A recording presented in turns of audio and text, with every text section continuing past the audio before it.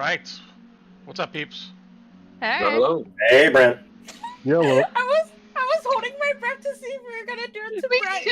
too. No, I was too. So. I was thinking about it. Do what? Nothing. We got a practical joke for Kaylee when she hops in. We said when Kaylee hops on, nobody like talk or respond to her. Like just be quiet. Hello? Hello? Anybody there? Yeah, I have no idea if she's gonna be here or not. She posted And- that she was gonna come. Oh, did I haven't? Oh, okay. In general, Yeah. Get I it see, I together, see. Brett. Well, I almost had a heart attack when I restarted my computer. A BIOS Hello. screen came up and said, "Hey, recovering BIOS." I was like, "What the fuck? What do you mean recovering BIOS?" So I waited for it to load up, and then I got a whole different like background and login screen. I was like, "What the fuck is going on?" And then I was like, "Oh, so I have my old laptop that I used to run and do stuff on here, and I had an SSD drive in there. I took the SSD drive out of my old laptop and put it into my desktop, and that's Yeah, when sorry, my big desktop files. decided that, oh, this is a whole nother operating system. You must want to go ahead and boot this one up right now. And I was like, oh shit. So I took it out of my computer and then it booted up normally. But I gotta wipe Oh, that you in. could have just back in. changed it in the BIOS. I didn't have. I was like panicking. I was like, man, what the hell? I was like, I didn't even want to deal with it. I'm just gonna take it out. So I took it out, and everything's gravy. But yes. Let's see here. Great. That means because I was doing some calculations here of like, all right, what monsters I gotta leave out, and so I don't gotta leave out any. The whole parties can show up. So we're good to go. All right.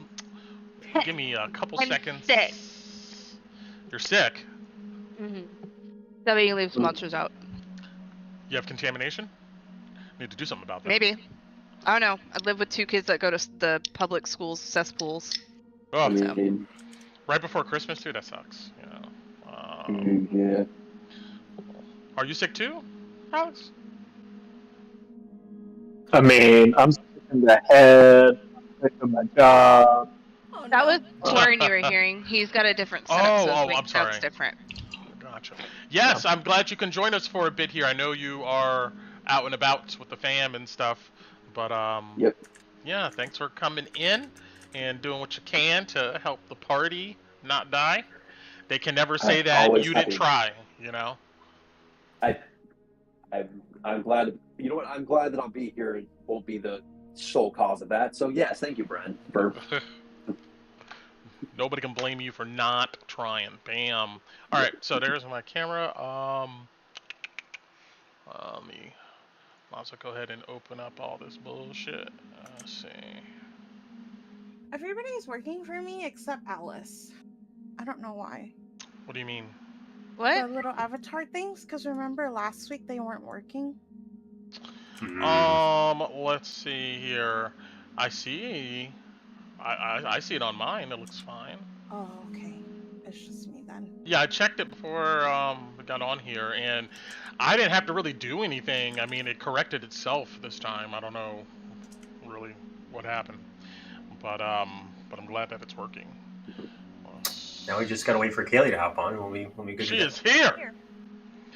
Hey, what's up, Callie? How you doing?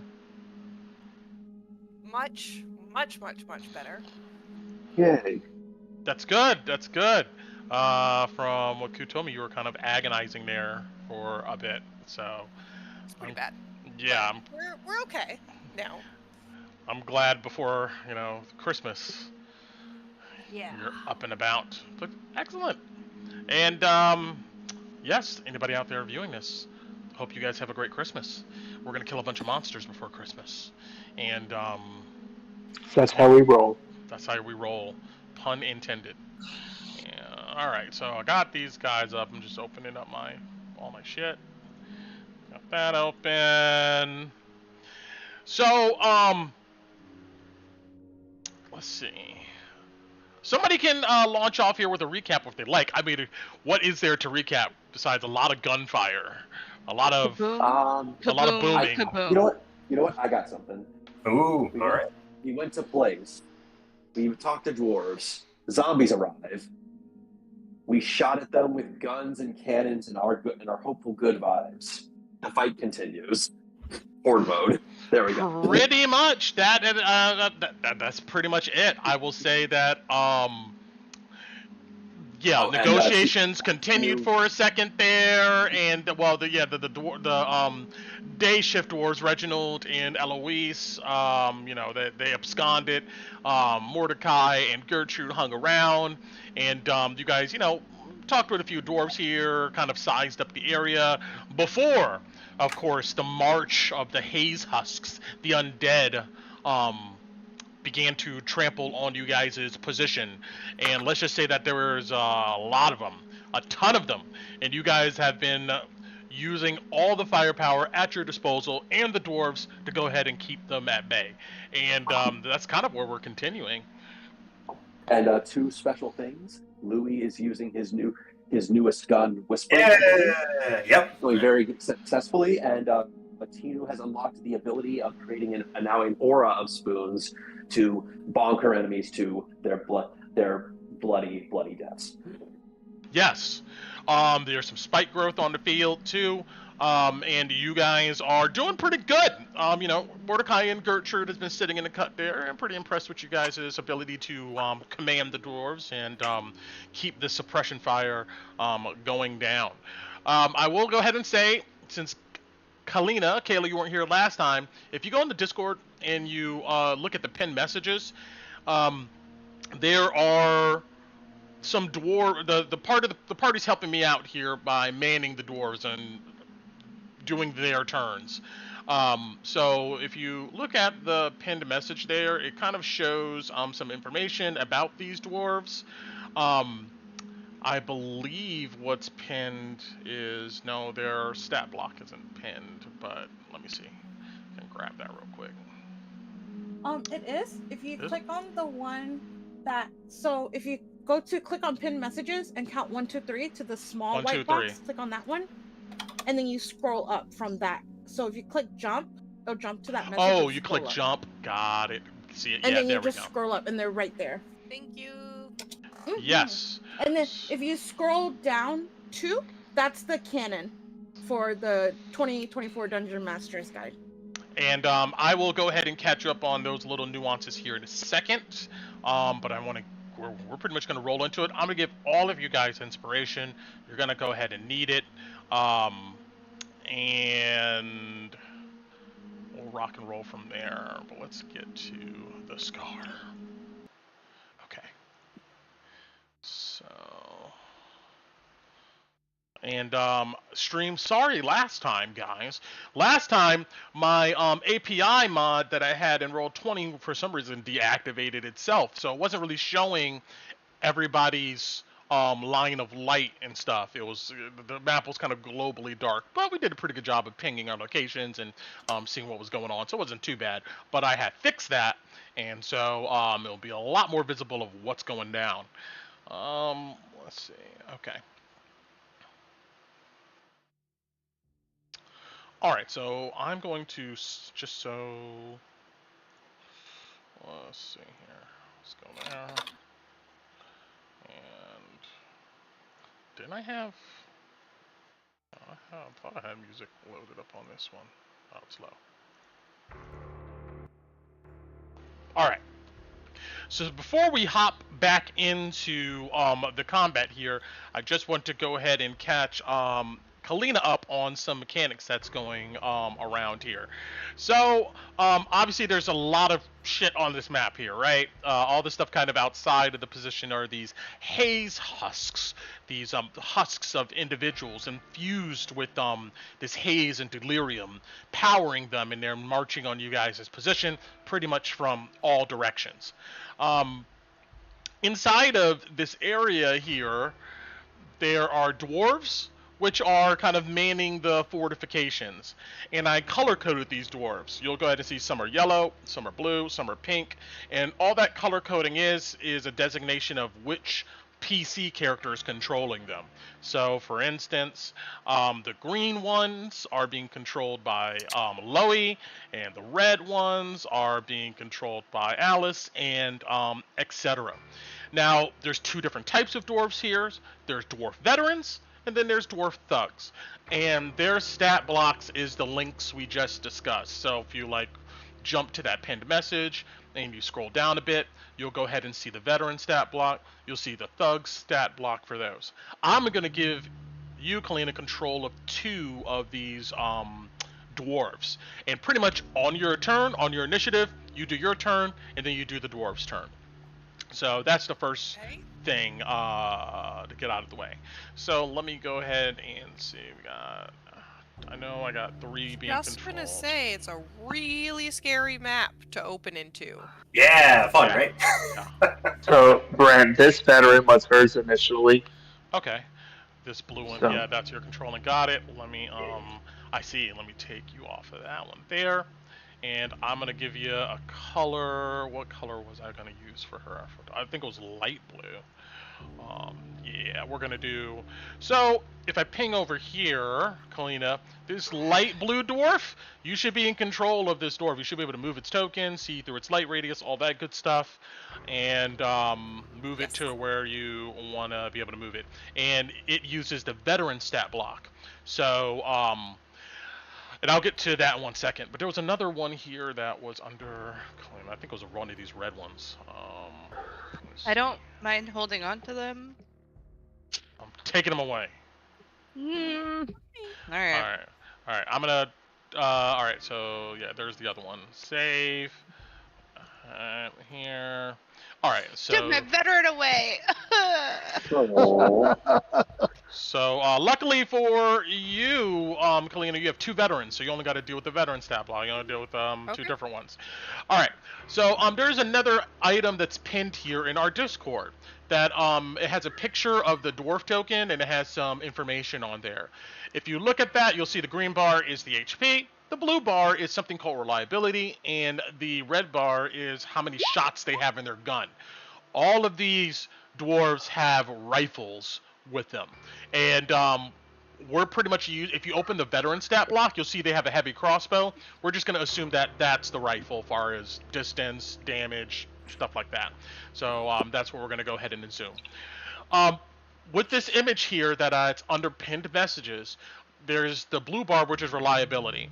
I think the instructions on that should be pretty simple to go ahead and read to understand, but I'll just for everybody's sake, I'll say that every time a dwarf has to reload, their reliability of their weapon reduces by 1. So once they reload, it drops down to 5. When they reload again, it drops down to 4, and etc. When that number gets to 2 or lower, then their weapon imposes disadvantage on their attack. And any attack made beyond the normal range of the weapon automatically misses. So as we know, with ranged weapons, there's 2 different types of distance. There's a normal distance, and then there's that extended distance. That extended distance, you automatically miss. Now, if the reliability drops to 1 or 0, the weapon can't be used. It's effectively too hot, warped, whatever you want to go ahead and say. The weapon is now defective. So just know that every time you reload with these guys, drop their reliability of their weapon by 1. And And that takes an action to do. To load their weapon. Yes, to reload their weapon is an action. So just note that. So they get 2 shots before they got to reload. So that should be the dwarves there. Next, there's this fortification here that you guys are at, which is the dwarf Smithy. It has cannons, and as Tinu pointed out here, there is a link if you scroll down to the link of the cannon stat block. And then there's also kegs of gunpowder lying around, and that's these red circles here. They're like red barrels I kind of highlighted. The life bar on that is just that's effectively pretty much the HP of the object before it breaks. And the red bar is how many of these barrels are in that location. So there's 2 right now, at least at the one I'm pinging. So there is that item there. Then there was also some dynamite sticks in this location here that I think the party has already grabbed and is manning and using. I don't think there's any more left in the box. But we also have... was 3 left in the 3 box. left? Mm-hmm. Was there? Okay. Well, there's 3 left in the box then. And there should be a link to a dynamite stick here too. If not, can somebody repost that for me? That would be awesome. So, trying to think of anything else. All right. Also, I'm using minion rules here. So, you don't gotta read through all of it now, but just know that minions generally have 1 HP and they do a static amount of damage. You don't know which one of these minions these haze husks out here are the minion type, but I do. But just know that there is a feature when using minions called pretty much overkill, where if you have a weapon that has a certain range to it, and you shoot at a minion and you hit that minion, since they only have 1 HP, they pretty much automatically die. But that the rest of the damage might carry over to another minion behind them. So, if I'm going too fast here, tell me to slow down. But let's just assume here on our map, I'm going to ping Kolobadi's position right here. Let's just go ahead and assume Kolobadi shoots a gun, and it goes in this line of distance here, right? So let's go ahead and assume that the first enemy that she hits is a minion. Well, you know, you roll your normal attack roll, and if it overcomes the AC, then it hits the minion, and minions all have 1 HP, so it automatically dies. What happens after that is, let's say that Kolobadi rolled 10 damage, right? There is a certain amount of damage that each one of these minions can soak up, and any damage that they can't soak up rolls over to the next target behind them or in that space. So, you know, she shoots, maybe she kills the first one.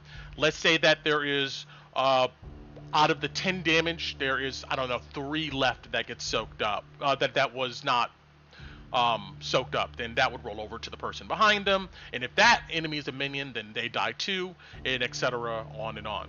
And if you want to read into these at some point during this where it's not your turn or something like that, you can go to, I believe under rulings, I think I put that word up. That's Yeah. just for physical weapons? It is for, I changed it, it was just for physical weapons, but I'm going to say any spell that, any spell kind of weapon attack, you know, like Eldritch Blast, for instance, that shoots generally within a line, and, you know, that will roll over too. That makes sense to me. So, Okay. those type of attack. Like Also, guiding bolt? yes, like Guiding Bolt. Cool. Same thing happens for melee weapons too. If you are standing around a group of minions and you hit one, and that one falls, you roll your damage, and there is not all of that damage was soaked up. Then Not all you of the can damage was. oh shit. Then you can target a minion like directly next to you. So you'll see as we roll through this how it goes. But I just want to let you know that. And yeah, and in the rulings channel, if you scroll up, there is some screenshots of minion rules where you can look at that if you would like. The only other thing here to really note is on our battlefield, we have a green circle, which you'll see in the south east corner. That is a spike growth area. Tinu currently has Spirit Guardians on, so there's a radius around her token, and everybody else outside of the fortification is minions moving their way to the hero's position here. So just know that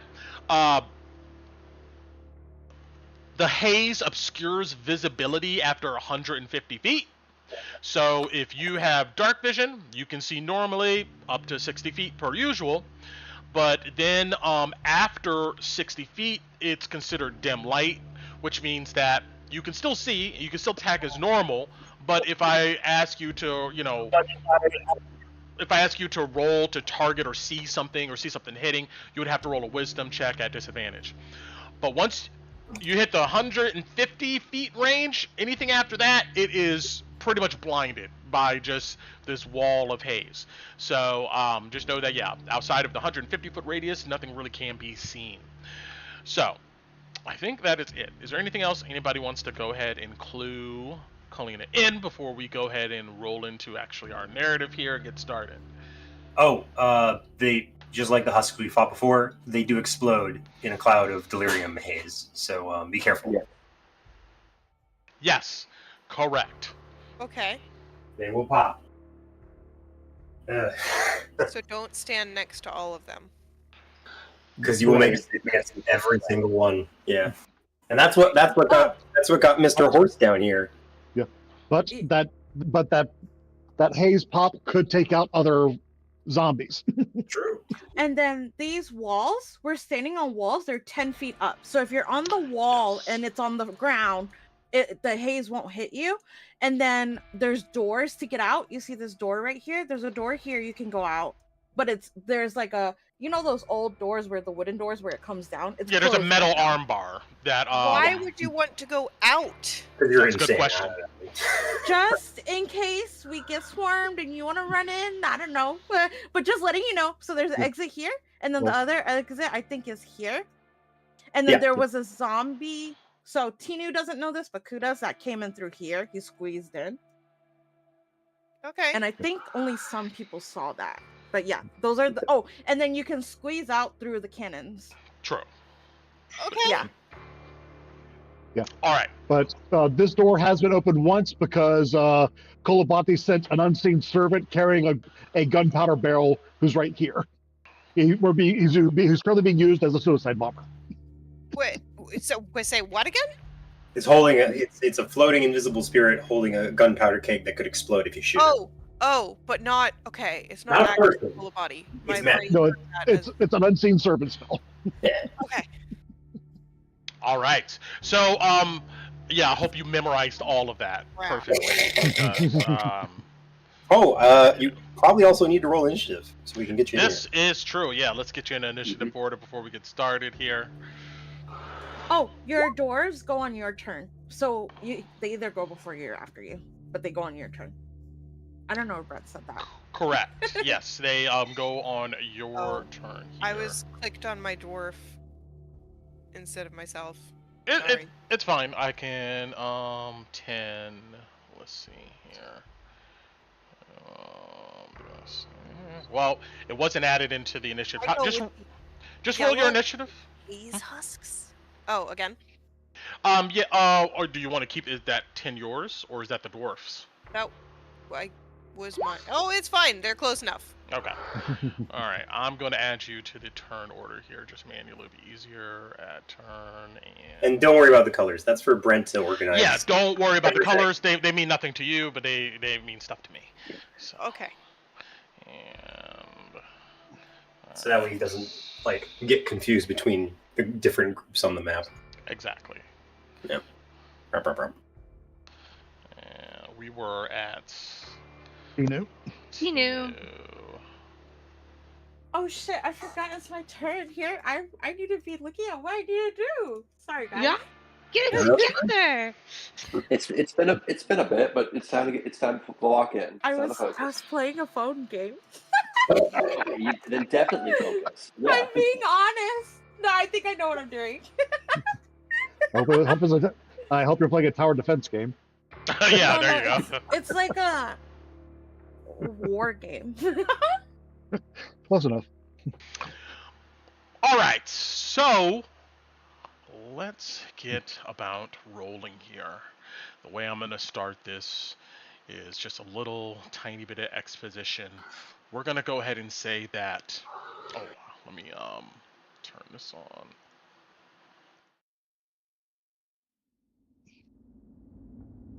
Yes.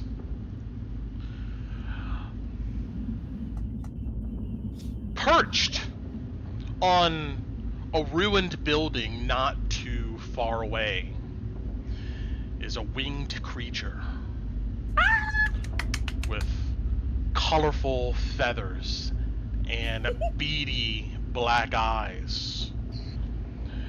In the reflection of its eyes, you can see this octarine colored haze and flashes of light. Salty Feathers stands there, safe and secure from his perch, looking in the direction of this bombed out blocks within Drakkenheim here. And directly to the south, this deep groove or scar or carve into the earth in which the Ironhelm dwarves have been mining. Let's see.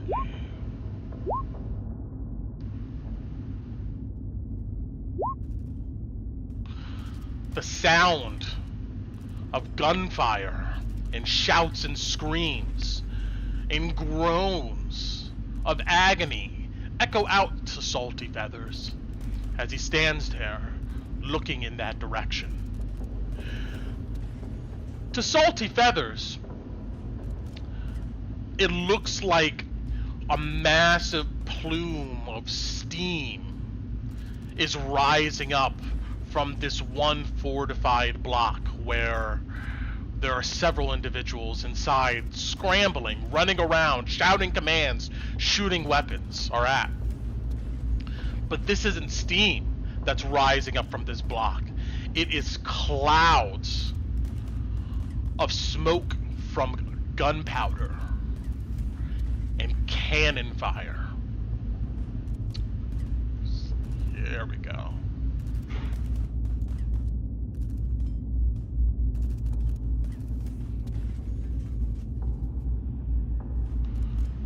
Yes.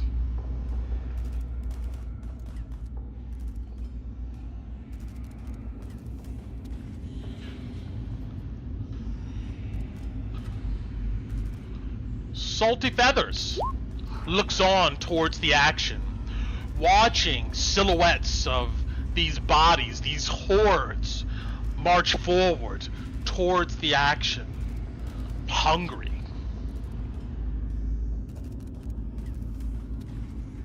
And as it watches, oh, I hurt myself. What was that? Hello? Okay. I think it's Torrent's setup, but it's because gotcha. he's not at his usual Yeah. setup. Yeah. No problem.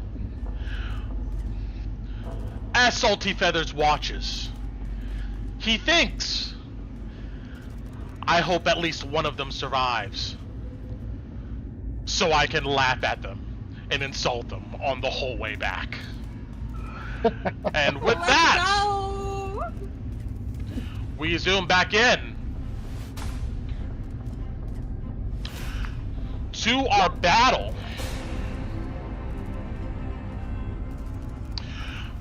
Tinu, you stand on this wall here, this glimmering light and these ethereal spoons spinning around you. You see immediately to the northwest of you, there's a shambling horde moving closer. What are you doing? Okay, so my doors are actually gonna go first because they're easy. So this guy, I gotta reload. He jumps down to Got it. here, and then he's gonna reload. And then this guy is going to reload the cannon because I think Kolabati shot it last time. Yeah, it needs to be loaded. I put text Yeah, on there. I don't so- know if you guys can see my text. Oh, Understood. Yeah, I see it. Okay. And then my bonus action spoon is going to shift this way. Oh no, shift here and attack this one. Spoon. Got it. You gesture toward the dwarf, a scream for him to reload, and he's on it. You see that he opens up the port, shoves the cannonball in. You turn your attention back to this guy here.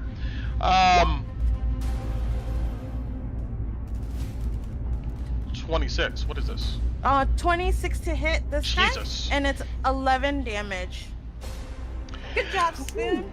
Got it. Yeah, you gesture the spoon, bops it over the head. There's a deafening crack, and it collapses to the ground. I'm deleting the enemies on the board here so it's just not clogged, but just know, as you look around, there is this mounting number of deranged bodies with weird blood spilling out, soaking into the ruined ground. But it dies. What else you doing? Action, Sacred Flame to this guy right here. It's here. Let me do a cast. There we go. DC 15. Got it.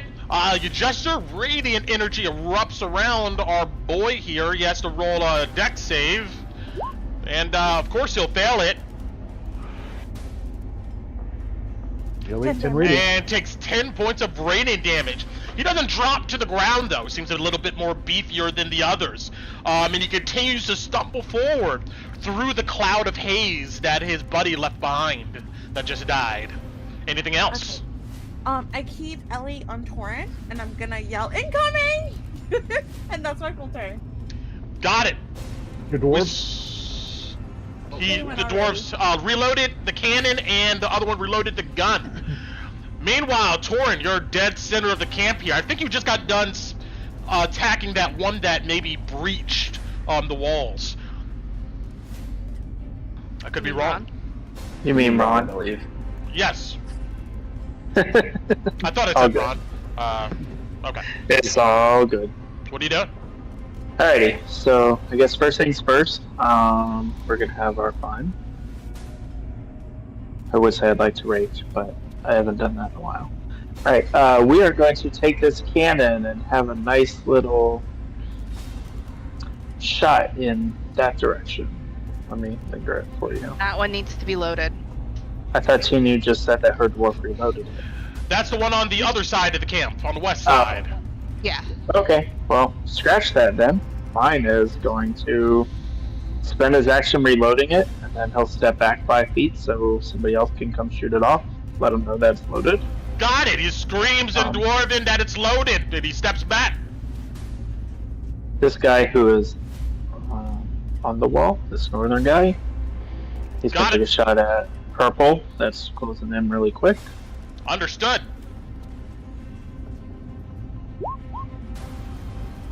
With a 12 to hit. Levels his gun and 12 will connect. 4 points of piercing damage. Takes off a chunk of his cheek. Whips his head like severe whiplash, but he turns right back around and continues to march forward, grumbling. Right, and then he's going to drop down behind the wall. Got So it. don't have to move him, just... He's out of ammo, so he drops behind the wall to reload on his next turn. Ron is going to run over here. Is there anything he can climb up on to see over the wall before he gets to the wall? You quickly look around, nothing in that area. Alright, then I am going...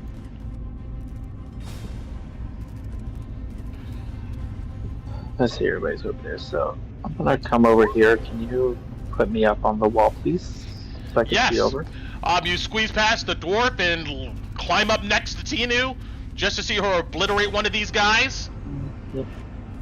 And then I'm going to... I'm gonna start out to this guy that's coming in. Got it.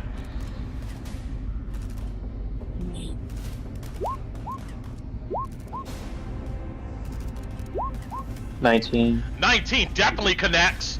Your ethereal bow, you knock and shoot this ethereal arrow, slamming into it for 8 points of damage. Blows a hole straight through its chest. It collapses in its spot. Cool. And then I'm going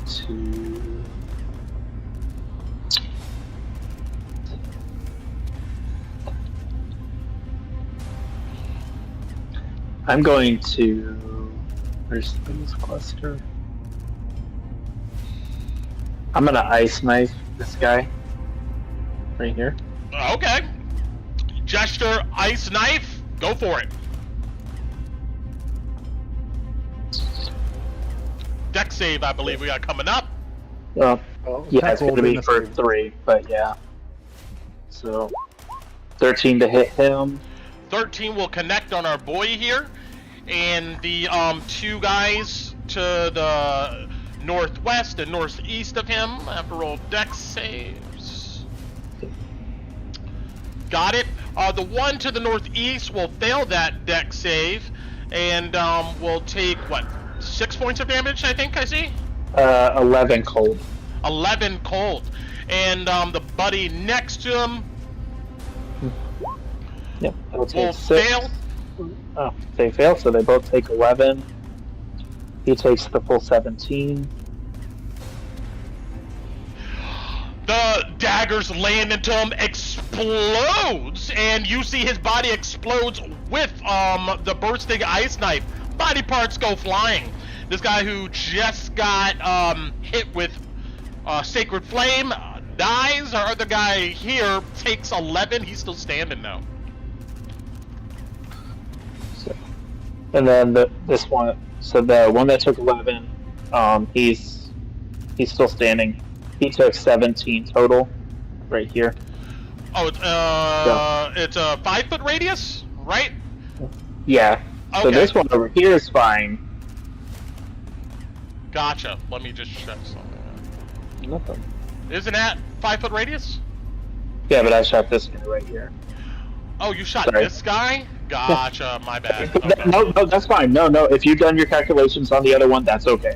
We'll roll with that. I appreciate that, it. Brett. Yeah. No, I'm not gonna make you do that.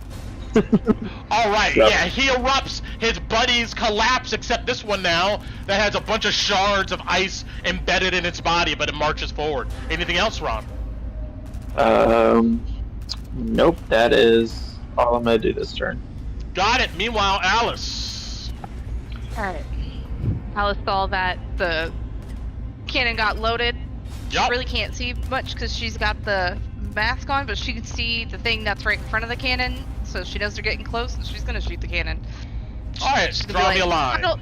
I don't need to see far if they're right in front of my ass, so I don't know how far out they are. So this is the direction she's gonna go with it. That's a beautiful line. Yeah, I can't see far. Agreed. I did that Got it. blindly. You Yeah, ignite alright. the cannon, and it deafens you and everybody around you for a split second here, leaving ringing in your 21. ears.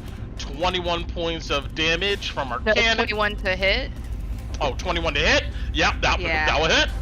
Now, We'll do now comes the 36 damage. Cannonball rolls out, knocks into this guy here, obliterating him. We got 30 damage left in the pool, I'm calculating here. This guy here behind him slams into him, taking off his head. And then the cannonball, unfortunately, kind of corkscrews off here to the side, shattering some of this wall. But this was a normal haze husk. He's gone. Nice. I'll take it for not being able to see crap. Alright, so that is her action. Her bonus action, seeing that they were getting that close, she is going to stay right there, honestly, and pull out her blades in case something needs to come. But that's all Alice is going to do. My southern dwarf is going to have to reload, so I'll do that off turn. And then my one dwarf who is loaded is going to pop off a shot at the one that's closest to him. So he's going to go after this one. Got You it. saw the ping. Alright. That's 15. 15 connects. Draw me a line. It's only 3 damage. But yeah, I can draw you a line. So I mean, he was shooting right directly at it, so. Got it. Straight into his forehead, but there's no spillover damage with 3. He's gone though. Alright, beautiful. That is good. I'll mark my stuff, and that is my turn. All right. Meanwhile, our boys keep marching. All right. Got Team Red. Oh, no bueno. Let's see here.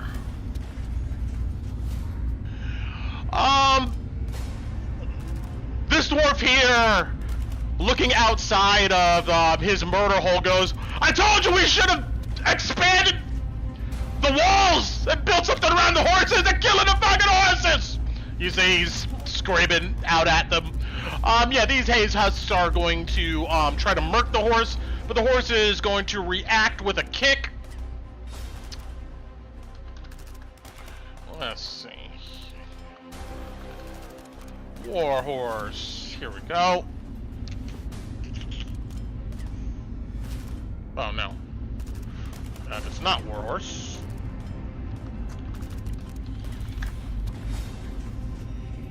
There we go. It's gonna hit.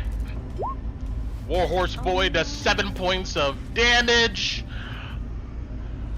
Clearly knocks this guy's head off. Yeah. The rest of them are going to chow down. These are minions here. They're going to go ahead and, well, 3 of them are. They're going to do their minion attack. They all roll as a group for the attack action. And I don't know why this is not.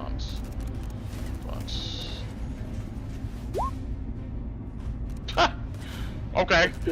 Well, they know on the barding and the armor of our said warhorse here, scraping at it, yanking on it, trying to pull off the said armor, but they're not effective in getting past the armor of the warhorse.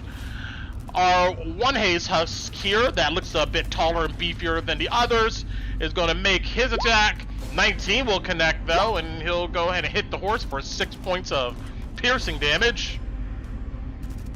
The horse screams and neighs in terror. The horse right next door here is going to give a kick. Will connect. Yikes. 9, 6. Up to the hooves. Blast into the chest of these guys next to him. 1, 2, 3. Little plumes of haze arise around said horse. Meanwhile, our other guys, they're going to continue marching. 5, 10, 15. They march into the Spirit Guardians. And oh, it's there you go. It's DC 15 and it's only radiant damage. They take half if they fail, right? Yes. Yeah. Alright, this guy immediately, the spoons just shred him to pieces and he collapses in a pile. Our other 2 boys here move forward.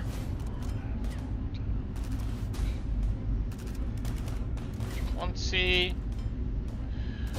This guy here will go ahead and roll the wisdom save.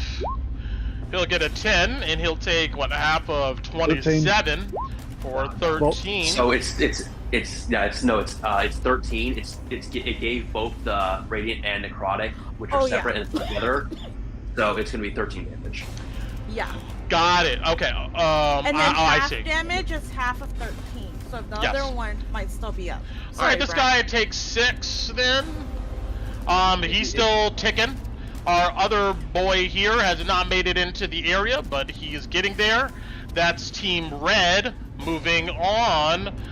All right, you guys hear more groans. We are turn 9.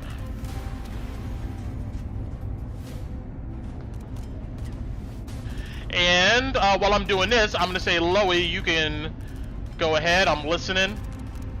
All right. Loey's turn's pretty easy, actually, because he got to reload last time, so he's ready to go. I'm going to fire off at this first yellow zombie on the southwest side. Yeah, I can't draw a straight line for both of them, but I'll fire at that guy with Whisper. You're alone, so this is at advantage.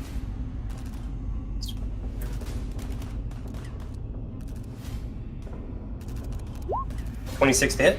Oh, yeah. Bonus action Hunter's Mark, and I'll throw on the damage for you. I'm not going to spend another piece of ammunition, but I will give you a d6. 11 points of damage. 11 points of damage slams into our boy here. Hits him square in the chest. He stumbles back, but keeps marching forward. All right, second attack. Following up the first. If I can't take him down. 21 to hit. 21 will connect.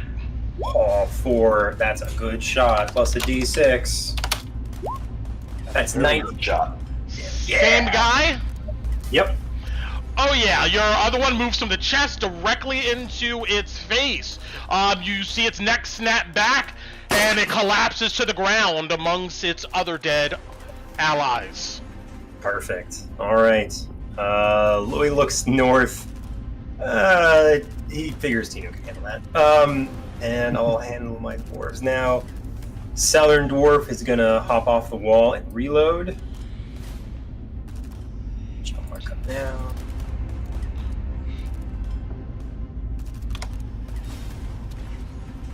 And the top dwarf. Brent, just so I know, so it's clear for me, you could a zombie, if it was in this square, move to here for the top green dwarf veteran? Could it move like this? The palisades will probably get it or like disrupt its path, but it could.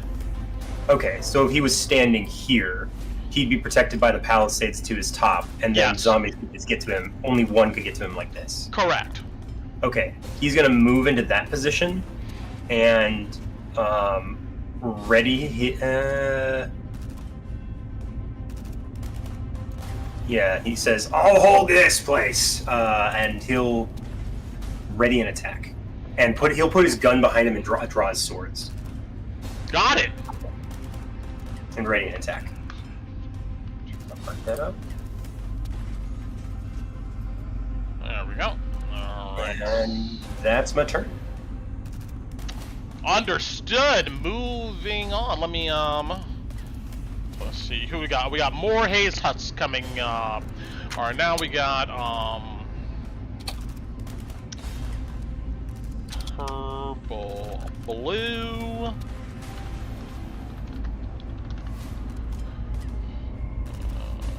There we go. Add that. Roll them into initiative. 7. Okay. 7. Bam. Let's go ahead and resort here.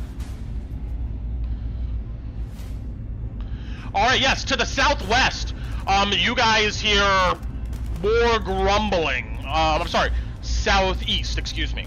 Kolabadi. Okay.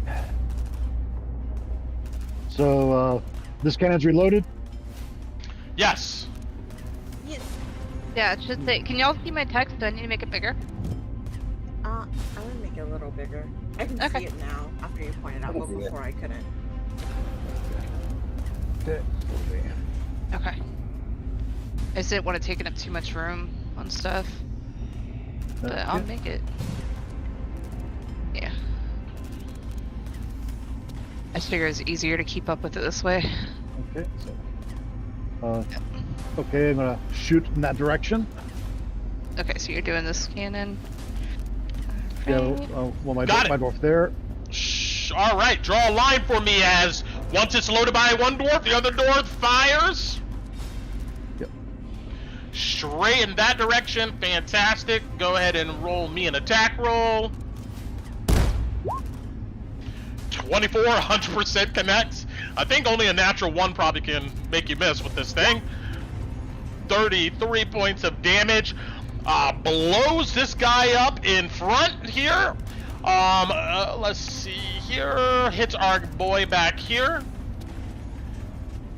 And then plows into the side of this building. Okay. Reload! You hear the dwarf shout. Mm-hmm. And this dwarf here is going to take a shot at this one.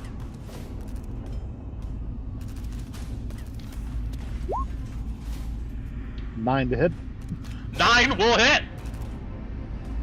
For 9 damage. Which one will he hits again? This one right here. Got it. Blast straight through the crown of his head. 9 subtract 6. Then we got 3 rollover damage, which will slam into this guy here, who staggers but is still up. Okay. And he's going to duck back down because he's going to need to reload next turn. Got it. And for Kolabati, A bonus action, my servant is going to walk closer this way. And let's see if I Okay. can. And then start. Then she's going to send some ghosts at this one. Understood. Screaming Ghost connects. Okay. Rolls some damage. Okay. 9 force damage to this one. This one's a bit more beefier. 9 hits it. He stumbles. Even though whatever remains of clothes is now singed off from the ethereal energy, he's still up, but he takes the 9. Okay, and the 18 was the follow back through. So Got it. You pull the ghost like a mannequin with strings. and 9 back through the chest again on the reverse. Back through he stumbles forward, taking 9 more points. He falls to his knees, and it looks like he's down, but no. He clambers back up to his feet, although emaciated and body ruined. Okay, that'll be my turn. Got it. All right, we're on to some of our husks here. All right, our purple ones to the north. This one comes up to said wall.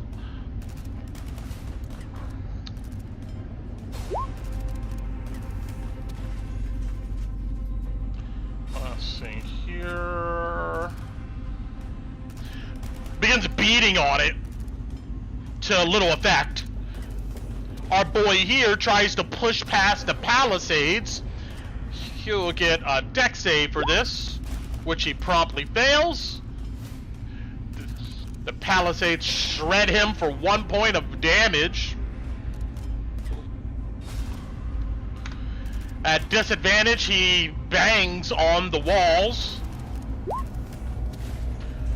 doing no damage as these things are pretty sturdy. That's all we have for our purple folk. Our pink guys, we got one left over here. We got one left. This guy marches forward and into the spike growth, and you see his legs immediately get shredded. It's like almost like an escalator. As he walks, he just slowly descends down into just a mush. Love it. A literal magic trick. He's instead of descending behind the couch, he's just descending into the spike growth. Correct. That's our pink guys. I'm leaving them there for a reason, but yeah. I know the reason. You're fine. Yeah. Alright, our orange guys. Seeing a lot of action to the south of them here. Yes, they all march forward. They're within range where they're gonna take a dash action. 5, 10. Alright, they get there. This one immediately gets shredded. This one, our other boy here rolls a wisdom save. He'll get a 1, roll me some damage. Continue your spoons. 19. 19. Ouch. You Yeah, can it see was this rolling creature's rib cage exposed as the spirit guardian just seems to erase its body. It has its arms reached out towards you, Tinu, and it's struggling through the haze. It looks very beat up, but it's right there. She sticks her tongue out at it. Our other boy walks into here and immediately gets shredded. This guy to the north goes 5, 10, 15. I'm gonna give him this little corner, alright? And then right there, he'll go ahead and roll a wisdom save. He'll get a natural 20. This guy is focused. He'll take half. So 9. He'll take 9. And then, with his dash... Oh no, run! She just like pulling on Ron. This guy here marches into the palisades, trying to squeeze in between them. He'll roll a dex save, and I think that's a fail. Ah, It was last time, though. Yeah. Huh? Yeah, it was last time on the east side with the purple guys. Yeah. They rolled a 13 last time? Huh. Mhm. Yeah. Alright. He barely fails it. And he'll take the D4.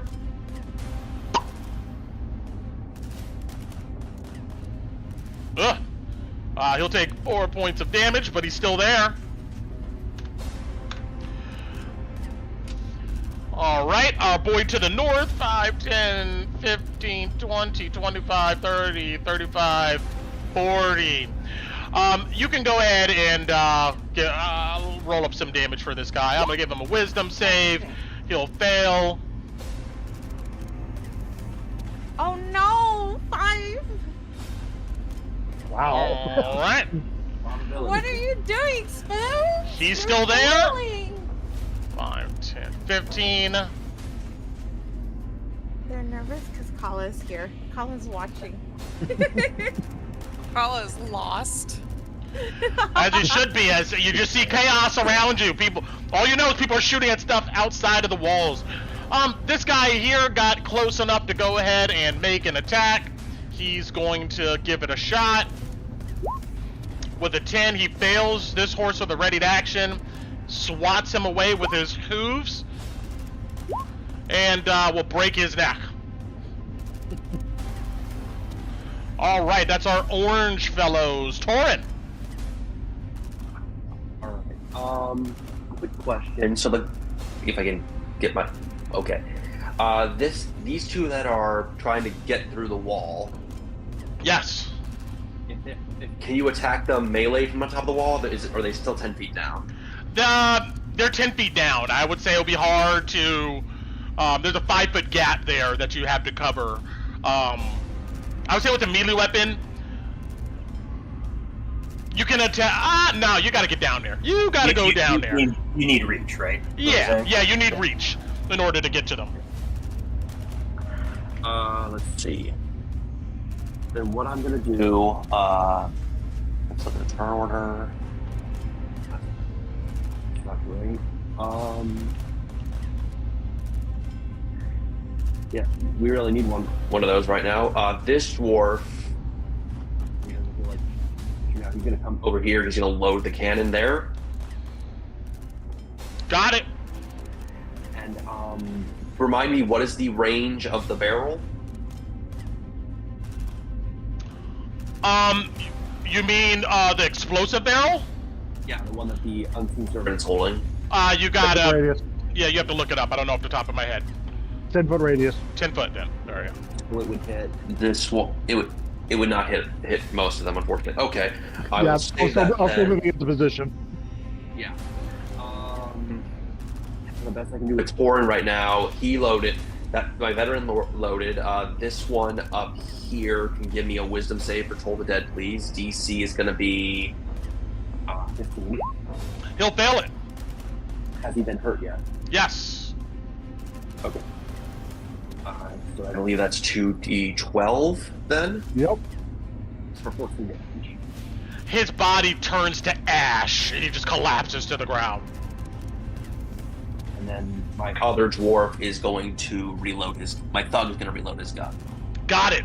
Guy to the southwest begins to reload his weapon. All right. Next, our blues are gone. Continuing on, greens are gone. Yellow. We got 2 yellows to the south here. Wait, don't you have blues in the southeast, Brent? Yeah, blue purples. Those are blue purples. That's a different crowd. Okay, yeah. Yes. Colors for the later ones because there are only so many he can do. Fun. Sure. All right, yellow, orange. Our incoming horde here. They're close enough to where I'll move them individually. 5, 10, 15.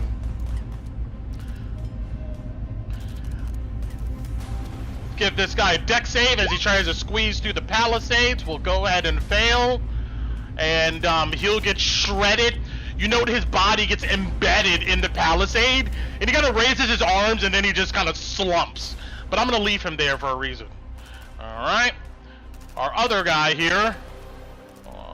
10, 15, 20. I believe this dwarf had a ready to action, or he just took out his weapons. He had a ready to attack. I'll give you a longsword stab. Got it. 13 to hit. 13 connects. For 7 points of damage. You got him, and he collapses to the ground, dead. Con save? No. Not yet. Oh! Not Okay. yet. Okay, cool. 10, 15, 20, 25. This guy runs into the palisade, and he'll go ahead and roll a deck save for me here. He'll fail it. You know, he gets embedded in the palisade, and he struggles too before coming to a stop. 5, 10, 15, 20, 25. This guy goes into the palisade. We'll get a deck save. And he'll fail it. And gets embedded in the palisade. The palisade itself collapses on the ground at this point. You see a mound of corpse there. You know, about maybe, 2 or 3 feet high. This guy here. 5, 10, 15, 20, 25, 30. This guy steps on his buddies. Let me put an X on this guy. To the front.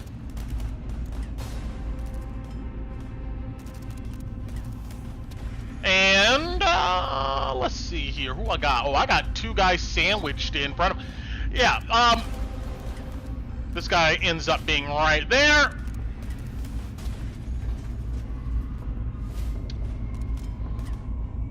Five, 10, 15, 20, 25, 30, 35. This guy dashes up forward, looking to get some action. 5, 10, 15, 20, 25, 30, 35. This guy steps on his buddy. On top of him. 5, 10, 15, 20, 25, 30, 35, 40. 5. Can he move through this? Well, I guess the barrel's there, but difficult terrain. 10, 15, 20, 25, 30. This guy tries to go through the palisade. Oops, wrong roll. Oh, he'll actually make it. You see, he squeezes in between. This guy here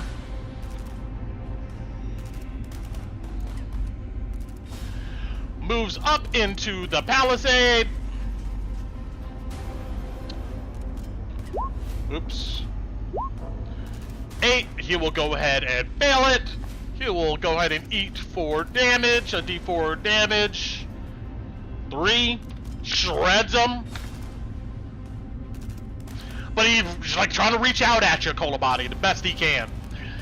And I believe we got one last guy here. 5, 10, 15, 20, 25, 30, 35, 40. They move up. That's all of our guys. Kolobati, you know to the north of you, you see several of these dudes embedded on the palisade. The palisade is collapsed over. And you see a few of them are now kind of walking up and clambering on top of their buddies. It looks like they're almost within striking distance of the top of the wall.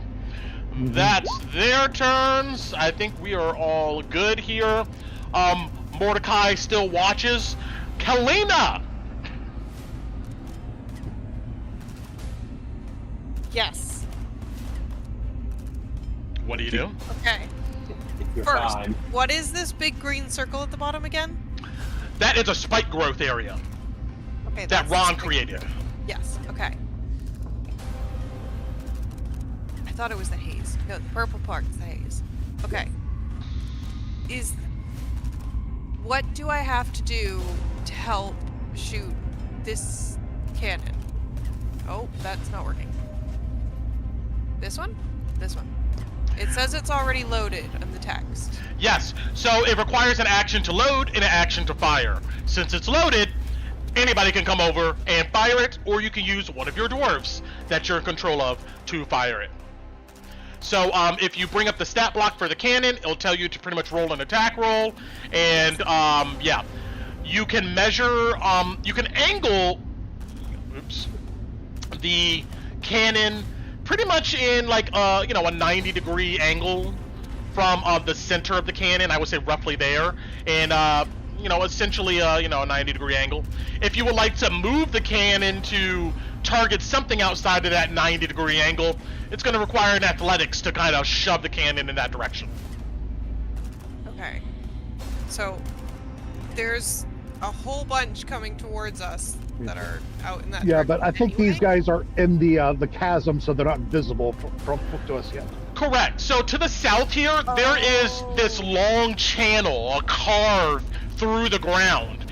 And if you look in that direction to the southeast, you see there looks to be these haze husks just marching off the edge and falling into the ravine area. So you can see the ones that's not in the ravine, like over here, on this side, but inside of here, technically, they're not visible. That's the actual scar that the dwarves mine delirium from. Yes. I did not realize that was an elevation. Okay. Can I still reach the ones that are on the other side that are heading towards us? What's the range on the cannon? I would think so. It's like, what, 300 feet or something like that? Like Infinity Googleplex. 600. Is it 600?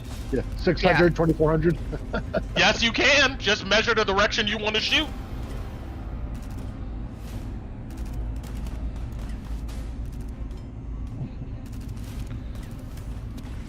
Like there? Oh, good. Got it. Understood.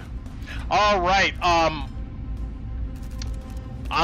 about you go ahead and roll an attack roll, then roll some damage, and then measure for me. And I don't know is that Ku measuring it? I appreciate it. Cool pulling it out. Yes. Is it right? It goes think longer we're than on. that. It goes longer than that. Like I think you were- off the I think map, it was pretty like- much. Yeah. I'll redo it. I can't see over there, so I was just trying to follow Kala's line. There we go. Is it right now? Yeah, I was That's trying fine. to Yeah, it's good. about there because it looks like there's maybe 3-ish.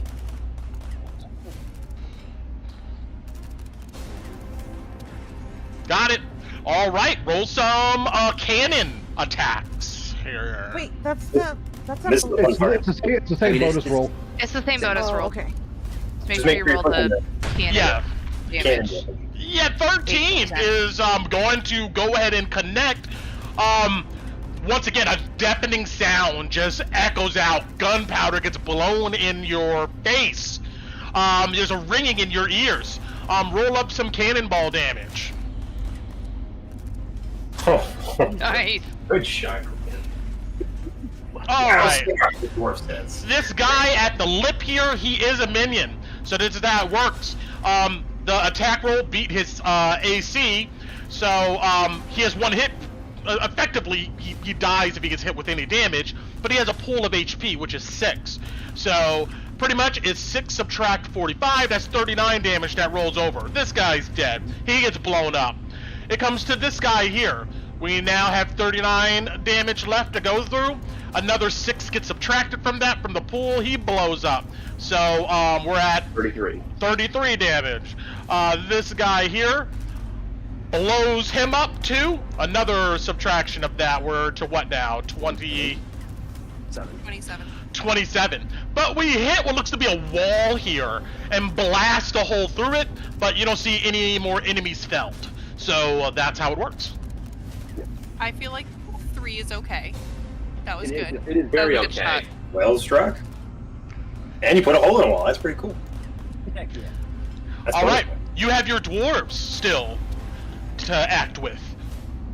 And anything else you have left on your turn? Because that's your action to fire the cannon. Or to reload. I did have one more question. Go for it. I have this cool thing Oh yeah, that's a good point. So it's called Crusader's Mantle, and it means that other non-hostile creatures will deal an extra 1d4 radiant damage. Does that apply to everybody within 30 feet of me? Drop the text if you can. Let's read it. Just because that's a lot of people. And I don't The know aura how. moves with you, centering while in the arm. Each non-hostile creature in the area, including you, deals an extra d4 radiant damage when it hits with a weapon attack. So these guns are considered weapon attacks. So yeah, anybody within that radius that's non-hostile towards you would gain this benefit. Would that be helpful in this Yeah. case? It does take an action. You already used your action to shoot.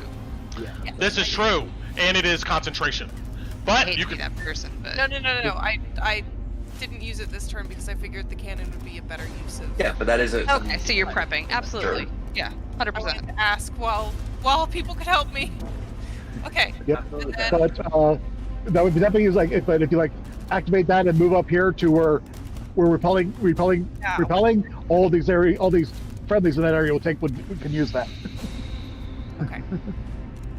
And then so this dwarf. Where's my? You got this one and that one. This one can. Let me move him up a little bit on the wall so maybe he can see over it, because I know the light boundary sometimes you can't see. Yeah, the light is kind of hard sometimes. Okay, thank you. That actually helped a lot. Yes. I would like to shoot at. Oh, I should shoot one right in front of Ron because it'll explode, won't it? Just do it. Shoot it. I was Just do it. Kill him. okay. I was gonna shoot at it, so I'll keep shooting at it. Got it! Get off my horse!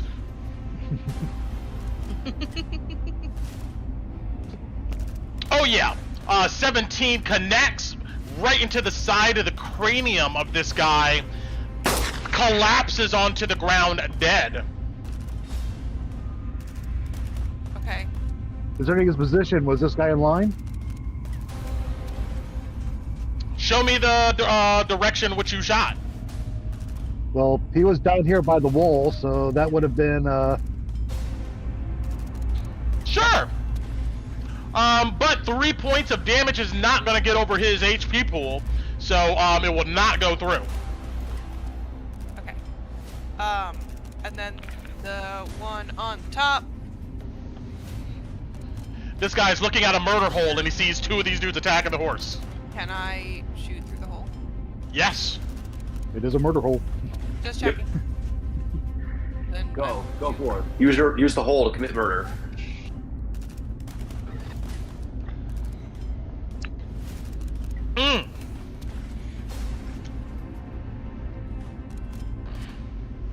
Which one you're shooting? Well, you can really only see this guy. yeah, I can only see one, I think. Yeah. Take his dome off. He staggers back and lands on the ground, arms open, legs spread apart, dead. You do note now that,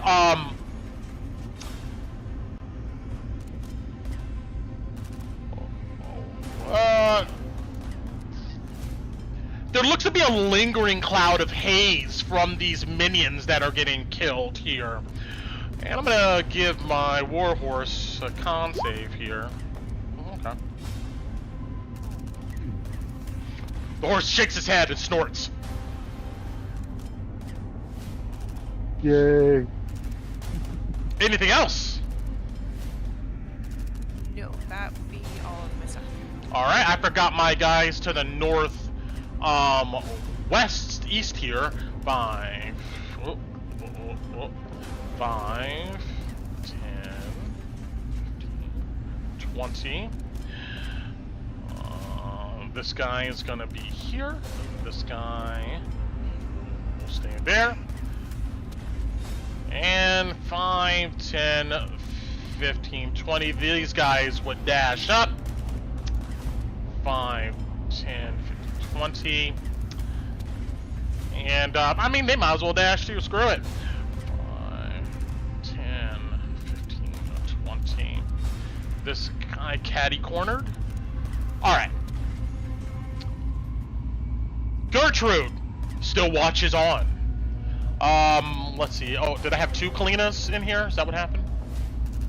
Yeah. Yes. Yeah. I'm gonna take the Kalina that has 10, even though you roll 9, and I'm gonna delete this 9 one. There we go. Alright. Our, guy is to the south east here. Let's see.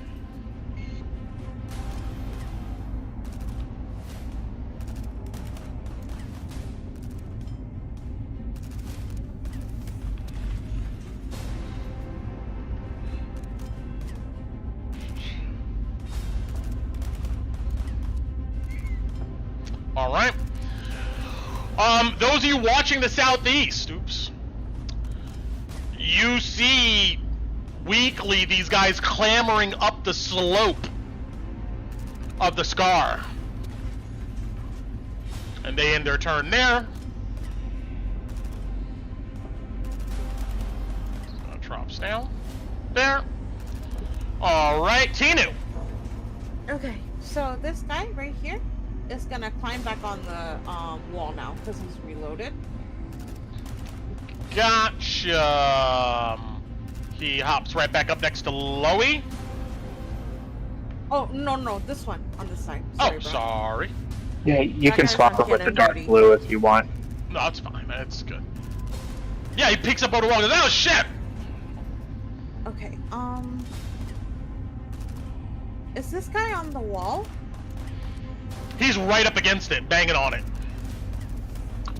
Okay. You know that I'll his just- compatriot, it looks like he's almost trapped a bit under a fallen palisade, and his friends are like just almost using him as a bridge to get up the wall. But he's still alive down there. So who's on top of him? This one? Yes, pretty much the entire row here. They are elevated. These guys are all elevated. Okay, I'm gonna shoot this one first then. Got it. And then it's with advantage because I'm a thug and I'm next to another thug. So 21, Oh yeah. and then that much damage. Blows his head off. He collapses to the ground on top of his buddy. And then this guy's gonna reload this cannon, Understood. and then my spoon is going to. Is this guy right up on us? Yes, still he's on the ground. wall. He's down, yeah, down Oh. below, looking up at you. Fuck. Okay. Can my spoon hit him from down there? You'll need to move your spoon. No, yeah, but if I move my spoon there to hit him, or I guess I can move it under him, because it's only 5 feet, right? He's on the ground. Oh, okay. I thought he was like on the wall. Okay. No, he hasn't Spoon climbed up or here. anything. He's just against the wall. Okay, spoon there, attack. Here we go. Spoon, attack.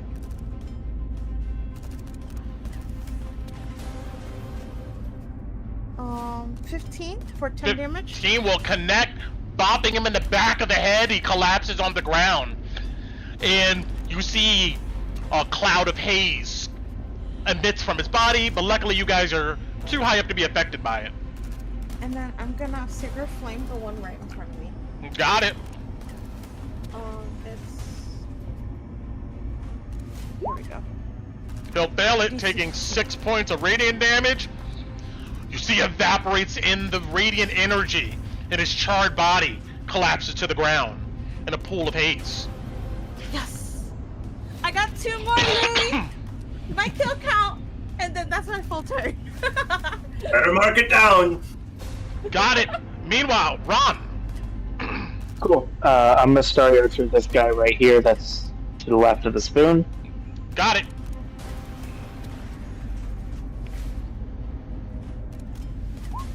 $23, Connects. 12, Blows a hole in his arm, knocking off like you know, from the elbow down, but he still stands there. right, firebolt him. Other hand, fling a firebolt in its direction. Ooh, 9 will connect. oh nice, okay.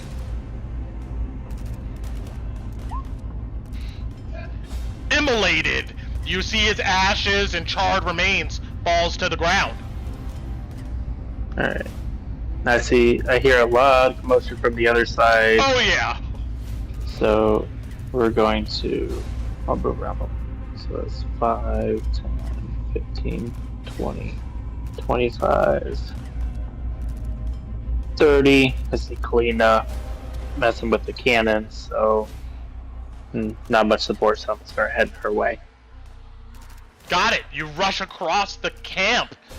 Alice. Oh, did Ron do Hang on, my dwarves? They're both reloading. They're both reloading. Got it. Thank you. Okay. Alright, Alice is gonna hear all this. She's gonna jump up on top of the middle of the cannon so she can see better. Yeah. And she's gonna take a dynamite and chuck it. Right. Yeah. Right there? Yeah. Okay. You leap up? Yeah, you see a mountain of the bodies and these husks clambering on the top of them. Do I need to roll anything? A dex save? They need to make a DC 12 dex save, and my hopes is that it clears out the explosion's gonna clear out the bodies so more things can Oh my climb god, on. they make the minions get natural 20, they'll take half. Yeah. So thick. Do I owe you a dex save from that dwarf, Brent? Yes. Yeah. It's 5 feet, and I threw it at the ground. I thought we were far He's enough down away. there. He's holding the gap. That's through Oh the shit! wall here. Yeah. Then I wouldn't have done that. Okay, what do you do? Oh crap! I'm Go sorry. I 5 thought he was feet on the north. wall. Yeah, I was about to say I would have just. Does that blue one's on the wall, right? He's behind the wall. Yes, Or he's technically done. he's behind the wall. I would have just done it like a little bit up, so that way it doesn't get anybody that's friendly. We also don't want to damage the wall. It's Alice. So yeah, same thing. So same rolls, but shifted to those instead with the linger. Sorry, Brent. No problem. I'd have made a dex save. I thought it was cool. Yeah, you light the fuse and then you toss the dynamite stick over and duck down as it explodes. Let's see here. Roll. What's the damage we got? It was 12. Understood. You know that the wall gets some of the impact. And those of you on the interior of the wall here, at least the dwarves, would feel that wind as the wall is damaged a bit here. Let's see.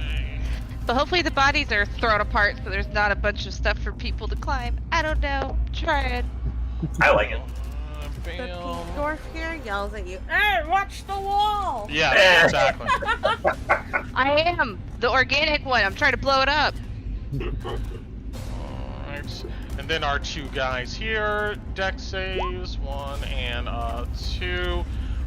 What's the save for these 12. sticks? It's a 12. 12. Got it. Guy to the north will take 6 here. Blows up near him, like blowing off one of his arms, but he's still there. And the other guy right next to it gets blown to pieces. Okay. This guy here to the south, roll a dex save for him. 11, Yep. he'll take 12. Blows open a cavity in his chest. He is still there though. Okay. Did it do anything to the dead body on the ground? Did it decimate it more so it can't be considered things to climb on? But yeah, this area right here. Okay. Alright, cool. Beautiful. I'm gonna hop back down. And that was 10 feet of movement. This one's loaded. I know Kalina just shot off, so I will run. But they're coming in close. I'm gonna stay. I'll stay right here because if they're gonna come in, they're gonna come in there. All right, and then my dwarves. This one, my two to the south, they're gonna both pop off shots. We are going to try to shoot this one first. Got it. All right, and he has advantage. Is anybody near him? Yes, Horn's right next to him. All right, so he has advantage. We rolled twice. 16. 16 will connect. So 4 damage to that guy. Yep. That blows him back into the scar. Beautiful. This one down here is gonna. What's go the in range line of that gun? I mean, yeah, 100. 100. Yeah, sorry, that's why I wasn't, because I knew it was close enough. And then this one's gonna pop off one at him, and has Kalina next to him, so he has advantage now too. Yay! 17 to hit. 1 for 6 second here. damage. 1 second. Oh, am I doing Alright. something wrong? No, you're well. You hit this one guy that was here, and I'm trying to measure across the ravine here to this guy. Which was how much damage you do to that guy to kill him? 4. Okay, never mind. All right, let's continue on. Yeah, and this guy here, got it. 6. Yeah. 6 damage. 17 to hit. Got it. Because I had advantage, so 17 to hit for 6 damage. Blow a hole in him. He staggers back a bit, but he's still there. All right, that is me. I'm done. All right, moving on. Our red guy here, will continue to try to munch on the horse. The horse will try to give him a kick. Oh.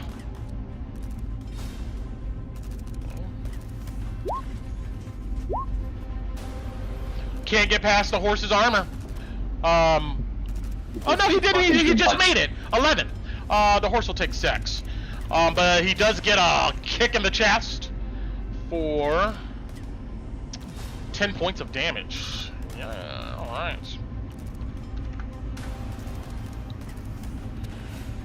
That's all of our red folk, I believe. All right, round 10. What's going down?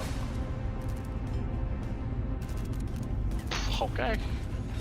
Okay.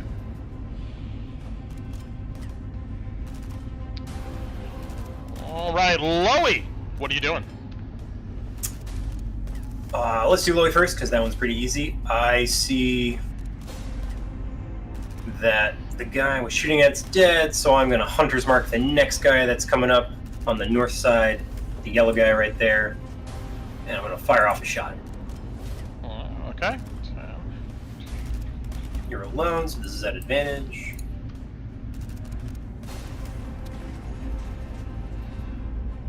.24 to hit. 24 will connect. For low damage, but I get a d6. 8 points of damage. All right, ping the one that you hit again. This gentleman here. Bam! You see he stumbles back and falls on the ground dead. Ooh, cool. Alright, he switches targets and fires at the southern gentleman. Quickly, once again, you knock back, rechamber. Fire. That connects. And he gets 14 points of damage. Like, you almost hit these guys back to back. You're so quick with your shots. Bam, bam, both of them collapse to the ground dead. South side's clear, Loey calls out. All right. You dwarves? Oh yeah, Dwarf by Kalina is going to load the cannon and say, "That was well shot. Good work." He'll give you the thumbs up, Kalina, because why not?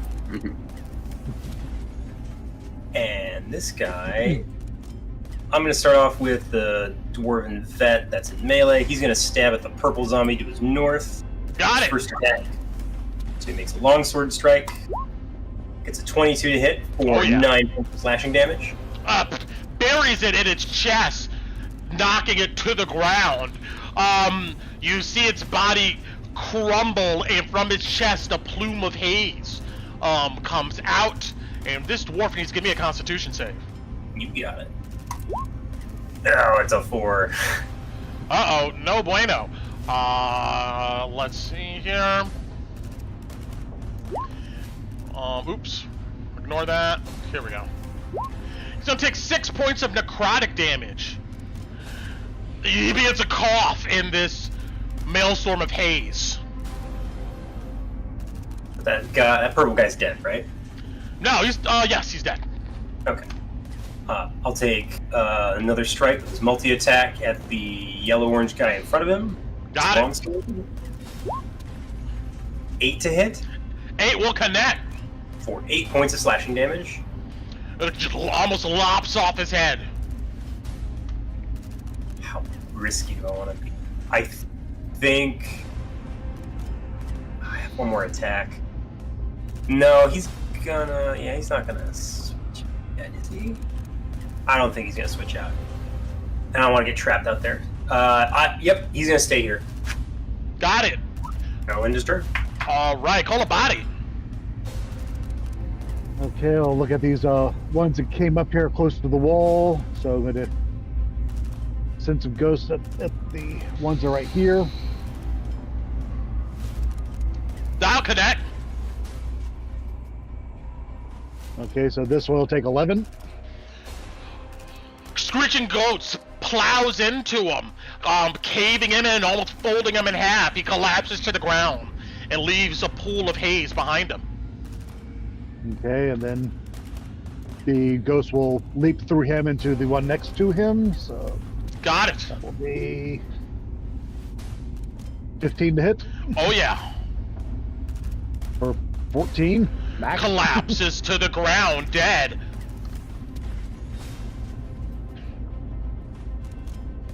Okay.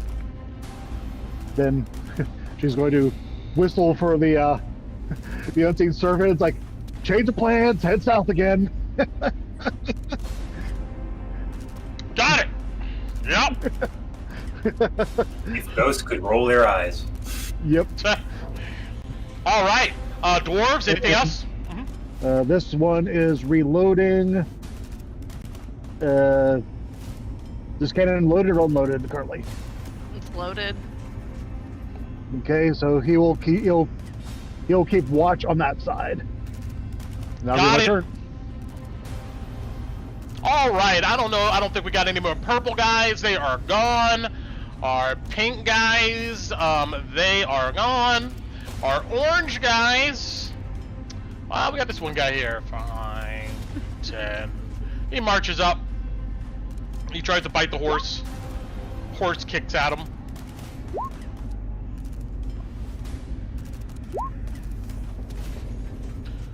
Horse knocks his head off. That's our last orange guy. Torrent. All right.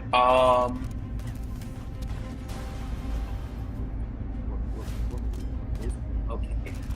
This dwarf is gonna go down here. He's gonna load this cannon down in the southeast. Got it. And then my thug, who's next to Loey, can't see anybody right now. So he's gonna hold an action. If any zombies come out, he's gonna fire. Understood. And then Horn himself is gonna probably still need to deal with these guys up top. Don't want to jump down there though. So the one closest to him gonna give me. Is it hurt? Let's see here. The one closest to this one here. No. I'll try it anyway. They give me a wisdom save for Toll the Dead. Got it. Wisdom save coming up. Fails. All right. It will only take 2d8, so it will take 6 points of damage. Turns to ash. And basically, kneeling on the ground, he's just hitting the pommel of Twilight on the wall, and ringing of the bell just keeps coming out as he does this. Is looking at each of these as they shrivel up. Nice. All right. Dwarfs. They're good. I think yes. Loaded, holding action. Yeah, I'm good. All right. Blue guys, they are gone. Green are gone. Yellow are gone.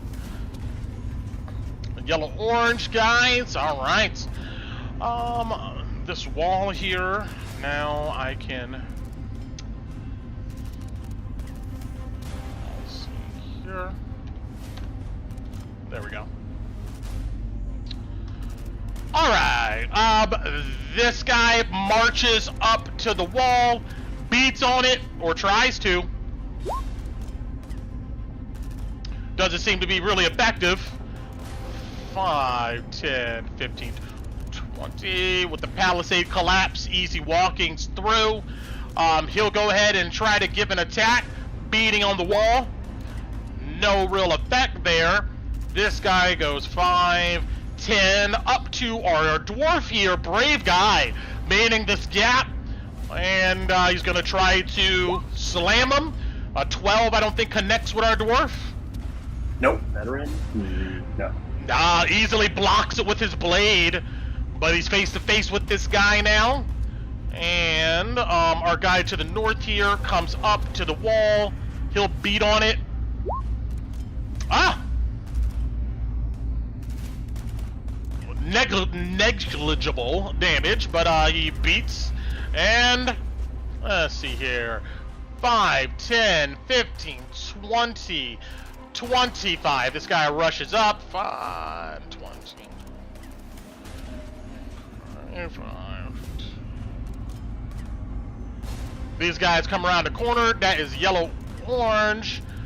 These guys all beat the walls. This guy here tried to attack. We are good.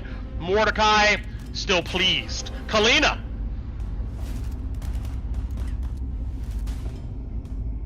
Okay. I don't remember if this has been loaded. This one has been loaded. Yes. Yeah. Yes. Correct. Yeah.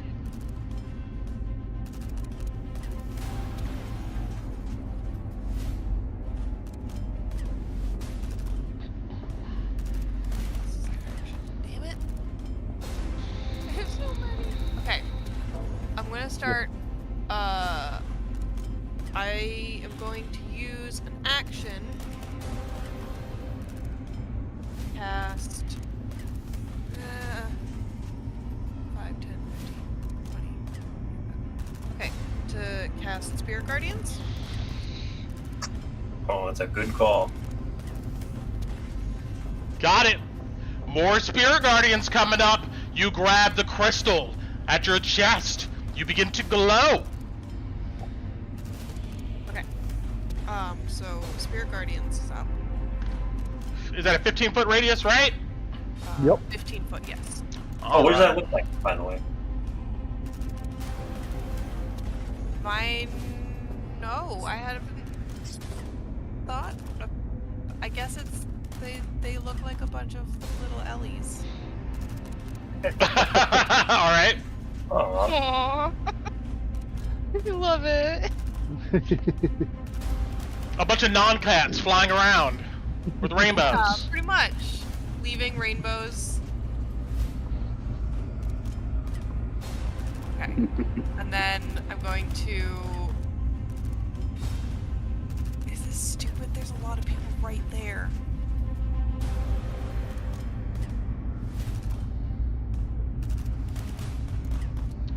Oh, I forgot to put them in initiative when we do that. Isn't that?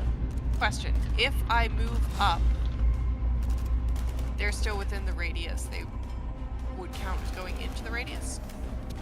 Well, at the start of their turn, they would make the save. Right. yeah, in front of their turn.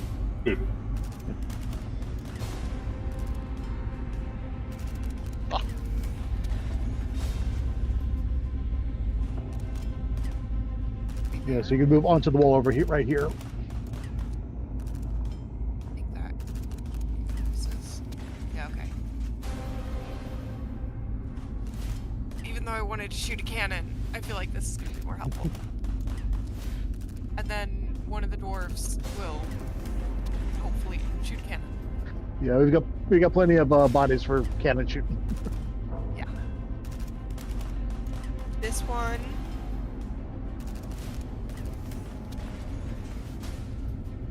Is going to come over and help shoot here.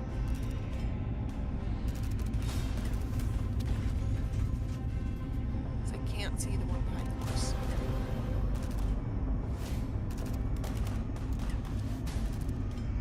Can he get up onto the wall?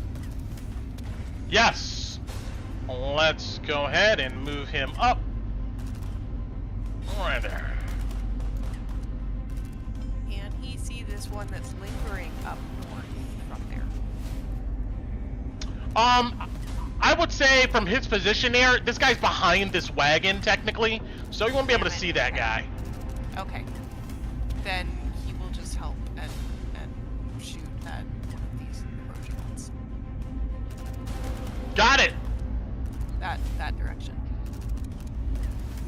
Knocks his gun, looks down the sights, and takes a shot.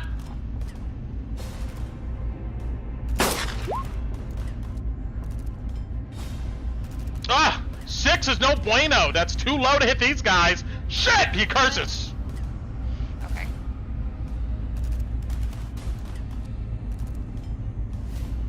I think that's all I can do. All right. We are to yellow-orange guys. I think they already went. Oh, did I switch up on them? Yeah, they did. Let me put them at.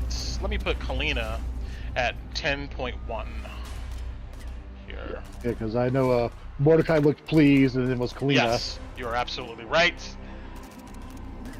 And all right, Mordecai. Yeah. Gertrude's good. All right, our purple blue guys to the south here. The ones that have made it across the ravine, they're moving forward. 5, 10. These guys, they immediately get shredded. And, alright.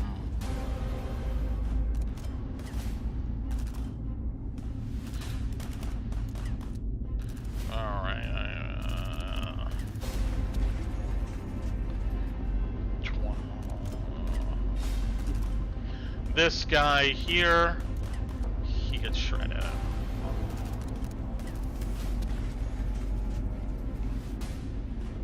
All right, the first wave moves forward, and then you guys see more of these dudes emerge from the ravine.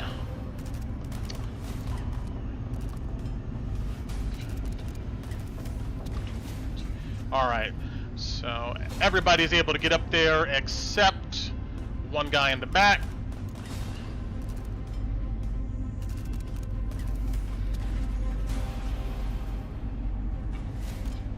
Alright, Tina, what are you doing?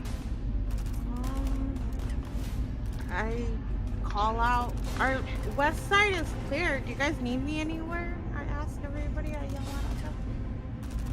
It's everywhere. They're coming from the south South and the north. North? Yep.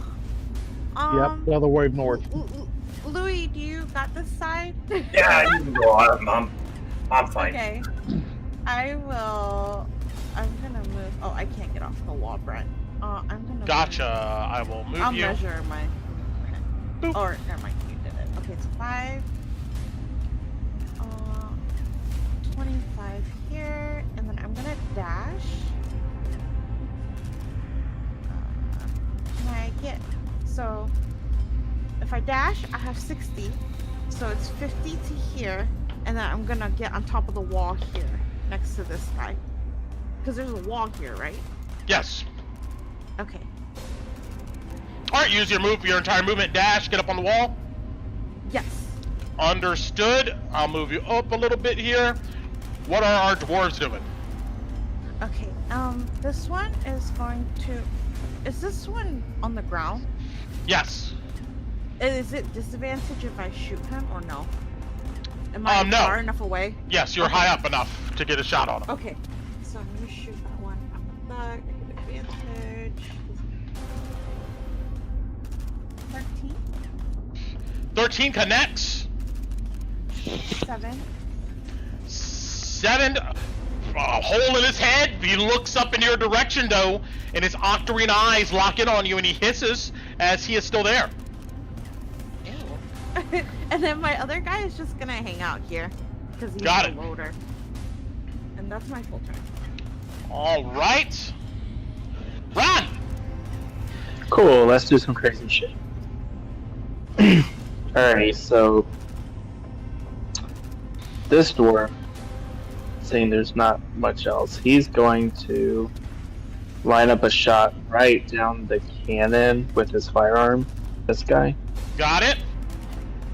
So, and if we do broadcast. So right past his buddy, going this direction. Understood. Cool. We're gonna start with him. A 14 to hit, 5 damage. 14 hits and plows into his chest. This guy looks to be a bit beefy, though. He's still there. Okay. And he's going to step back 5 more feet. I'll adjust this stuff in a minute. Is the wall full? Just because I'm on the backside, I can't really tell. Or is there a spot that my northern guy could pop up on?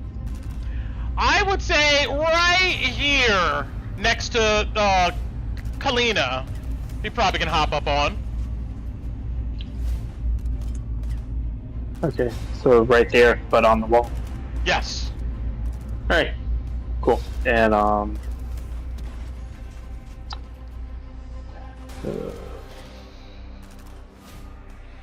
don't know which one looks worse, or I'll even let you pick. So Clear the wall either- first. Say again? Clear the wall first. Fair enough. Alright, so he's got to point his rifle down and shoot at this guy right here. Got it. He just got plugged once. He's about to be plugged again. It's the northern. Ah, But 6 will not connect. Cool. Now for the fun part. Ron is going to come down here, right up on the wall next to Tinu, Got it. and start seeing all the fun. And I apologize in advance, Bati.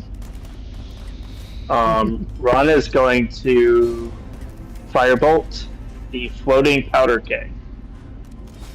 That's what it's there for. Got it. Go ahead and roll an attack.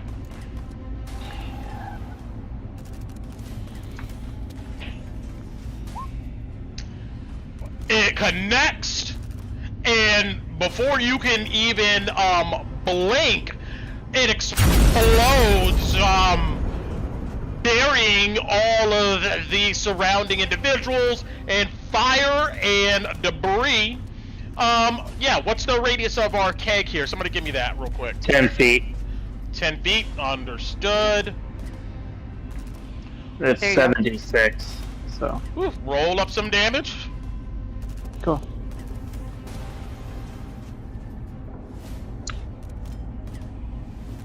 Ouch!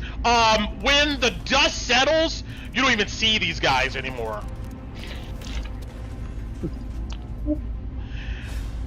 You do note, though, that this entire wall has collapsed in. Nice. Alright.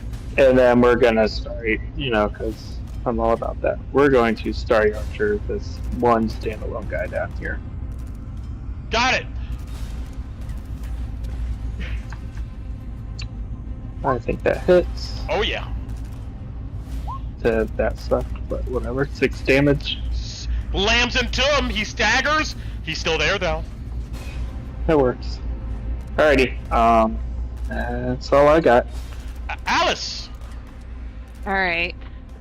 My red dwarf is gonna hop down off the wall. I can't move him over the wall. I gotcha.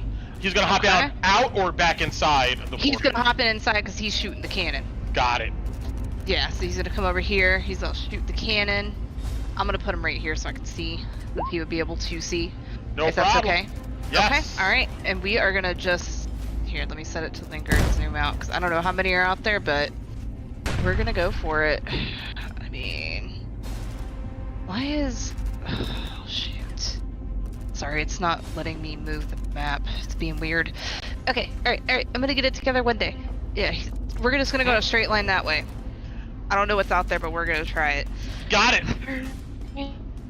8. Come on, bro. 11. 11 will connect. Awesome.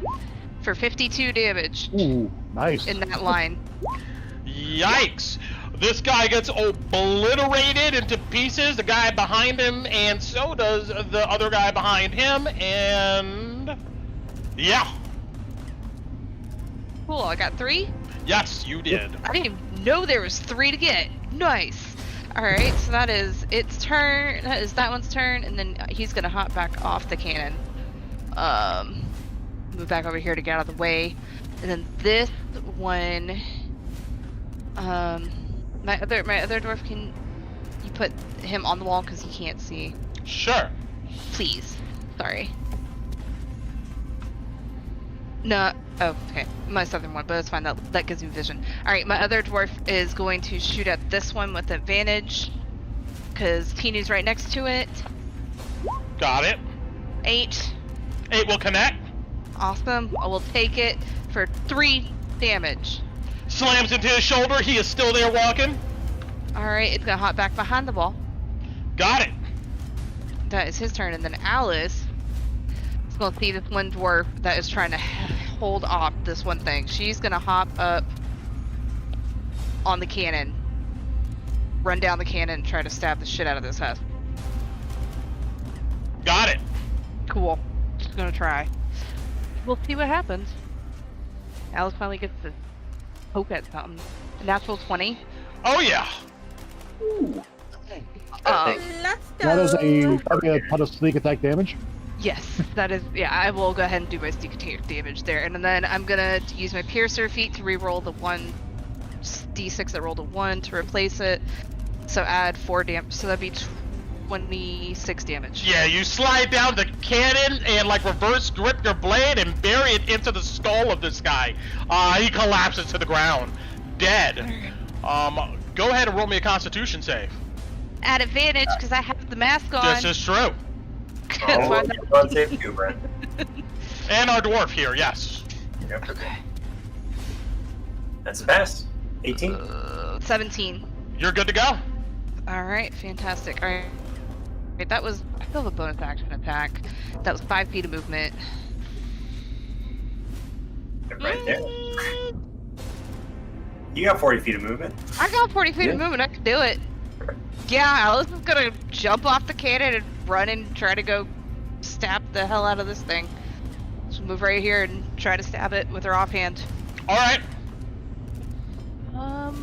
Where is my? But why is Brett spiraling? I don't know, but Fresh meat on the we're field. we're gonna try. 22. 22 connects. Alright, it's just a d6. I don't want to accidentally roll my sneak attack, so for 1 damage. But you kill him though. You bury your blade into him and he collapses to the ground. Goes Minion rules. Nice. Does he pop it? Do I need another con save? No. You see a small bit of haze, but not enough to do anything. Alright, and then I'm booking, and then Alice is gonna jump back on this cannon, run back and hide. She's nope. That is Alice and my dwarves. I'm done. Got it. All right. Let's see. I'm gonna move my dwarf back behind the wall, but I'll just go around the cannon to do it. Because he moved. Glad nobody yelled at her for running out. Everybody, We're in busy. the middle of a crisis. You weren't? Probably didn't see. Good job. Thor's like, thanks. You murdered that guy. Yeah. Tinu's eyeing this side of the wall like I'm about to shove one of these doors off. All plans are genius until they fail horribly. Then they're stupid.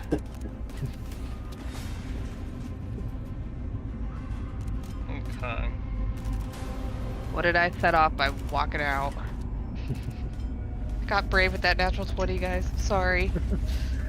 I mean, if ever a reason to be brave, it's on a nat 20. Sliding down a cannon, killing something? Hell yeah.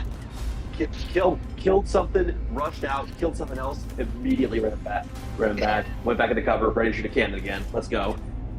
Just doing a rogue. Just doing rogue things. Just doing rogue things. Hashtag rogue thing. All right. I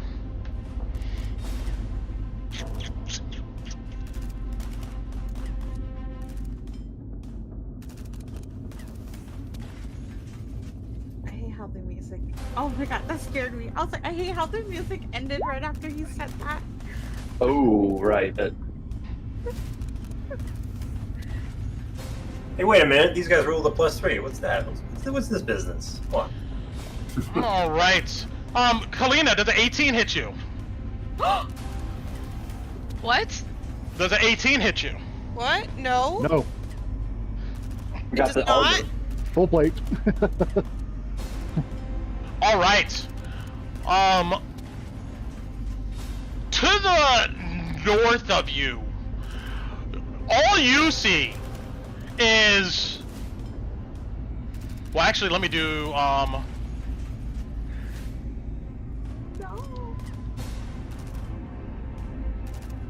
Oh.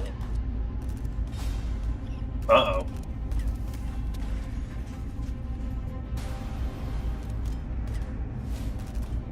It might have multi-attack. That might be fair.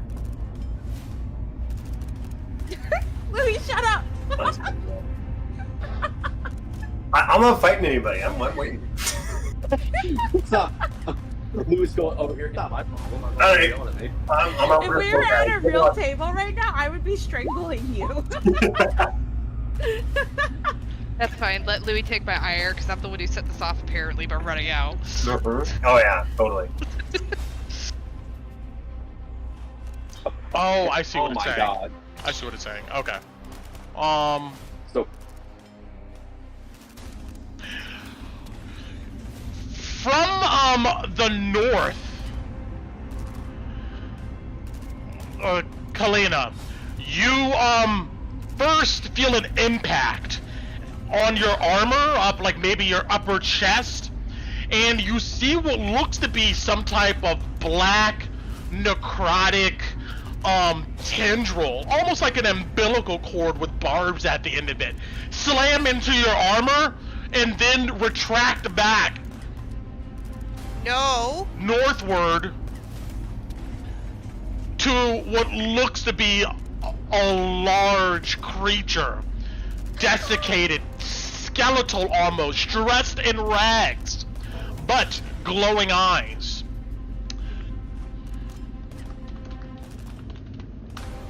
Let's see here.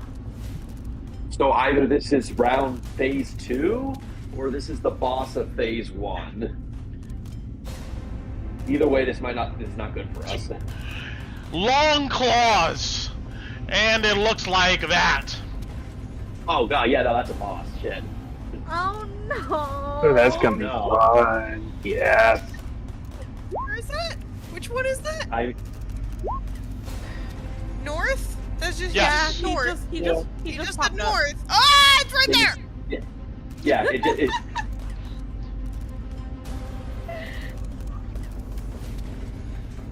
Why Should I is it come hitting on? me? Should I come on that side? You're on the wall and shining bright. yeah. I don't know what you're talking about. I'm sure. I'm not. All right, that's what happens there. You see a bunch of other haze husks around it, moving fast as they can. Continuing on, our lone red guy here gets kicked again by the warhorse, maybe. And yes, he does. He dies. Yeah. The horse gets a deserved kill. The horse levels up. Levels for Warhorse. Nice. All right. This Loey! is an all hands on deck situation. I think they're handling it. So, I don't see or hear anything on my side, right? No. Okay. As an action, figuring things aren't done and that the other side might need help, Louis gonna cast Long Strider on himself. Got it. So my speed is now increased. It's not concentration. I still have it. Yeah. Okay. You This lasts an hour. Yeah, you're still fine. Probably gonna be the whole dang fight. And then I'll mark down my token. What will Louis do? Probably get off the wall because he's bored. Shit. Where's it? There it is. Louis looks to the guy to his south and says, "Hey, give a holler if you need help. I'm gonna go see what Alright. they're dealing with." And he's gonna hop back behind the wall and rush off 35 feet. Go see Got it. what all the fuss is about, man. 5. Okay. He gets to there, and he just walks up to Gertrude, like all proud. And he's letting smug, and he's like, "So, we're doing pretty well, I'd say." So far, it's not over yet. Excuse me while I go kill something over there. That's like boring. You're excused. All right then. Yeah, that ends his turn. Dwarves. That's hilarious. This green dwarf veteran, since this cannon's loaded, right? Mm-hmm. It says loaded. Yes. All right. He's gonna fire off a cannonball. No, it's not loaded. He's gonna hit these two gentlemen here, and it's gonna go Fire! all the way like that. Got it. One up. 14 to hit. 14 will hit. Roll up some damage for me. For 34. Buries into this guy. The cannonball takes him 15 feet with him, and lands right there. That guy was a bit boofy though. Didn't plow through him, but he's dead. He looks a little frustrated that he didn't kill two with one blow, but that'll be his turn. And this guy, there's nobody on him. I don't think he's crazy like Alice. I think because he's not damaged, he's still gonna hold. Well, no, he's not on the wall. He can't see north, right? He can't see these guys up here. From his position, he knows stuff is going on over there, but it's kind of hard to see, yeah, through everything going on. Okay. There wasn't like a roar or anything. Wait a minute. Oh shoot! I'm sorry. That guy can see that crazy monstrosity thing out there. Yes, he can. He takes the dodge action. Look, that's a big one coming! He screams. I'll mark that down. All right. That ends both the dwarves' turn. I'm done. Got it.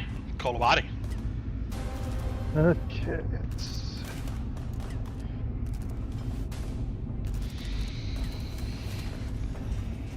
The ones on the western wall will hold action to shoot if anything comes through.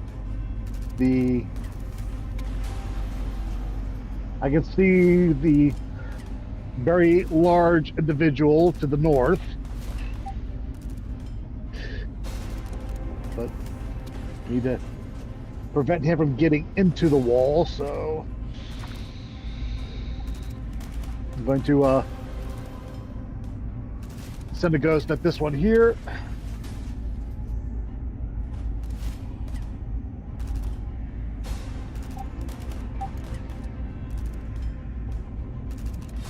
So this one. Got it. Start pinging the one again. This guy here. Oh, that guy here. Got it. Understood. Shrieking Ghost connects. For 6 force damage. Slams into him as he's being eaten away by this radiant energy of the Spirit Guardians, but he's still there. Okay, and look back around for their attack. Ah! For 20 force damage on the loop back. Yes, this time it just explodes through his chest. He dies.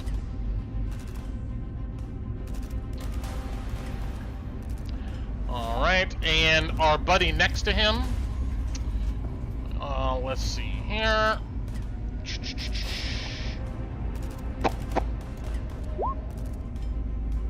Alright. Okay. Haze explodes and erodes at this guy next to him, but he's still there. And this one, as the ghost swings by, this one gives me a strength save. Got it. That will fail, so he will get pushed back 5 feet as the poltergeist yanks him. Got it. And that'll be my turn. Understood. We don't got any more purple ones. We don't got any more pink ones. We don't got any more orange ones. Torin. Alright. The thug is going to do as told. He's going to keep a lookout and hold action to give warning if he notices any coming in on this side. As for the veteran, he's going to reload the cannon. Got it. And while these guys up here are a problem, this thing is also a problem. Let me just check something real quick. Where is it? Is this it? I think this is it.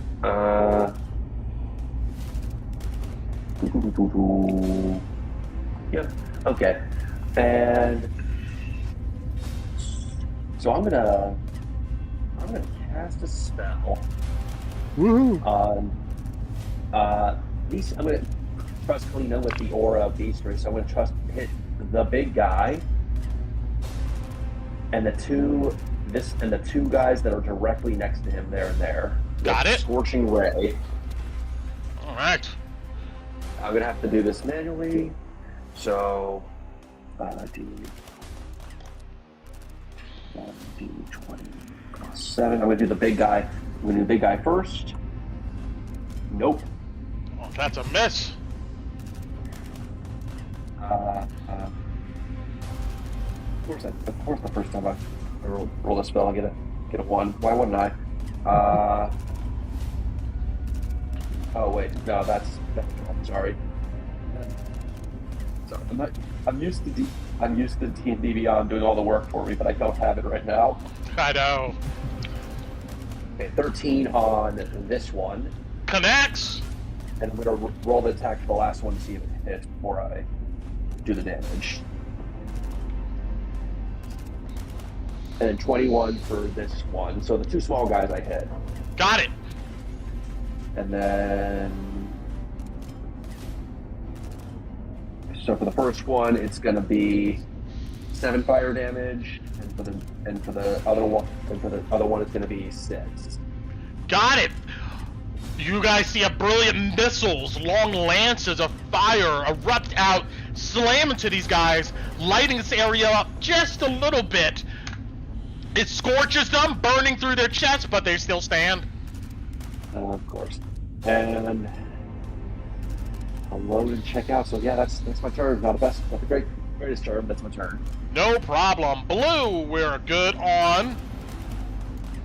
Green, yellow is gone. Kalina.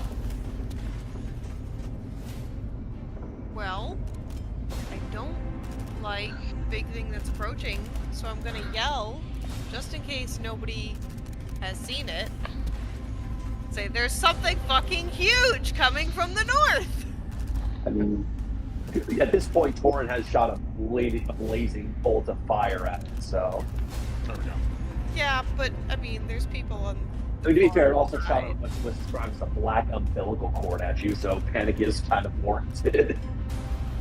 No, I feel like it's fair. Yeah, that'd be fair. I agree with you. It is. What are you doing about it, Kalina? Not jumping down off the wall and running at it. But you have full plate. You can handle it. As much as I kind of want to. Your sister will strangle you if you do Yes. that.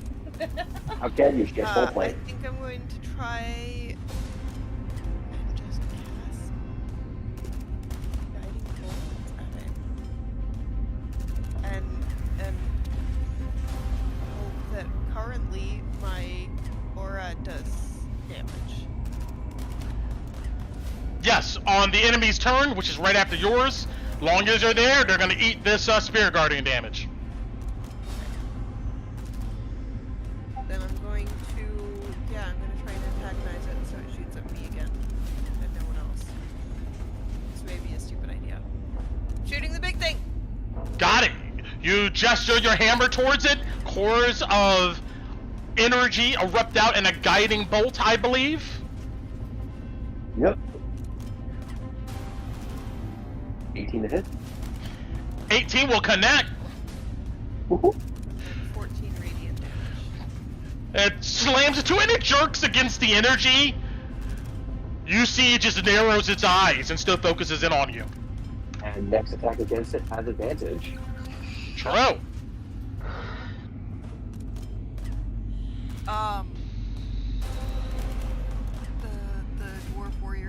shoot this way.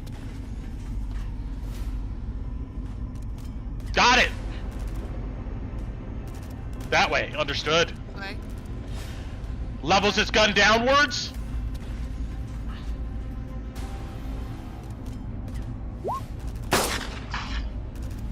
Nope. Ah!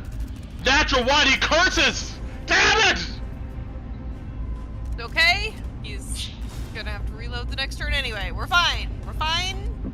Everything's fine. Are we though?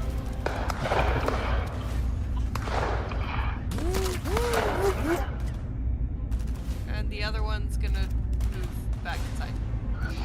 Got it. He moves back inside. 5, 10, 15.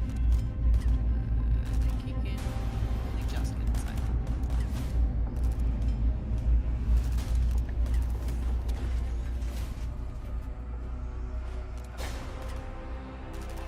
All right. Are husks inside of this glowing aura? The minion's going to get one save. They will fail it, and even if they succeeded, you just see they get shredded to pieces. Our one regular guy here, will roll a wisdom save. 19, he'll make it. So he'll take half of the 3d8. Yep. 3d8 I need.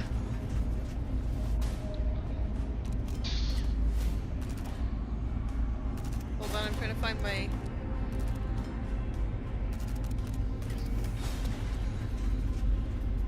I almost rolled spiritual weapon.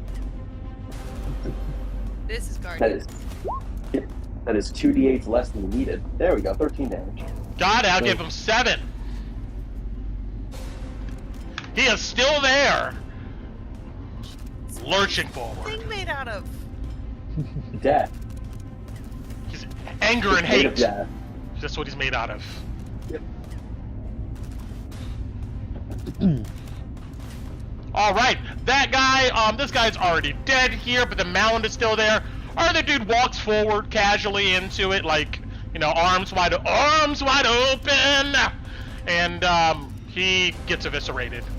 And...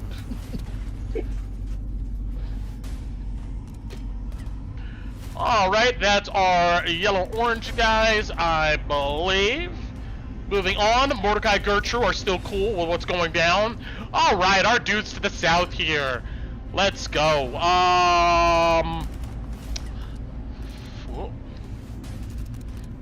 1, 2, 3, 5, 10, Oh boy.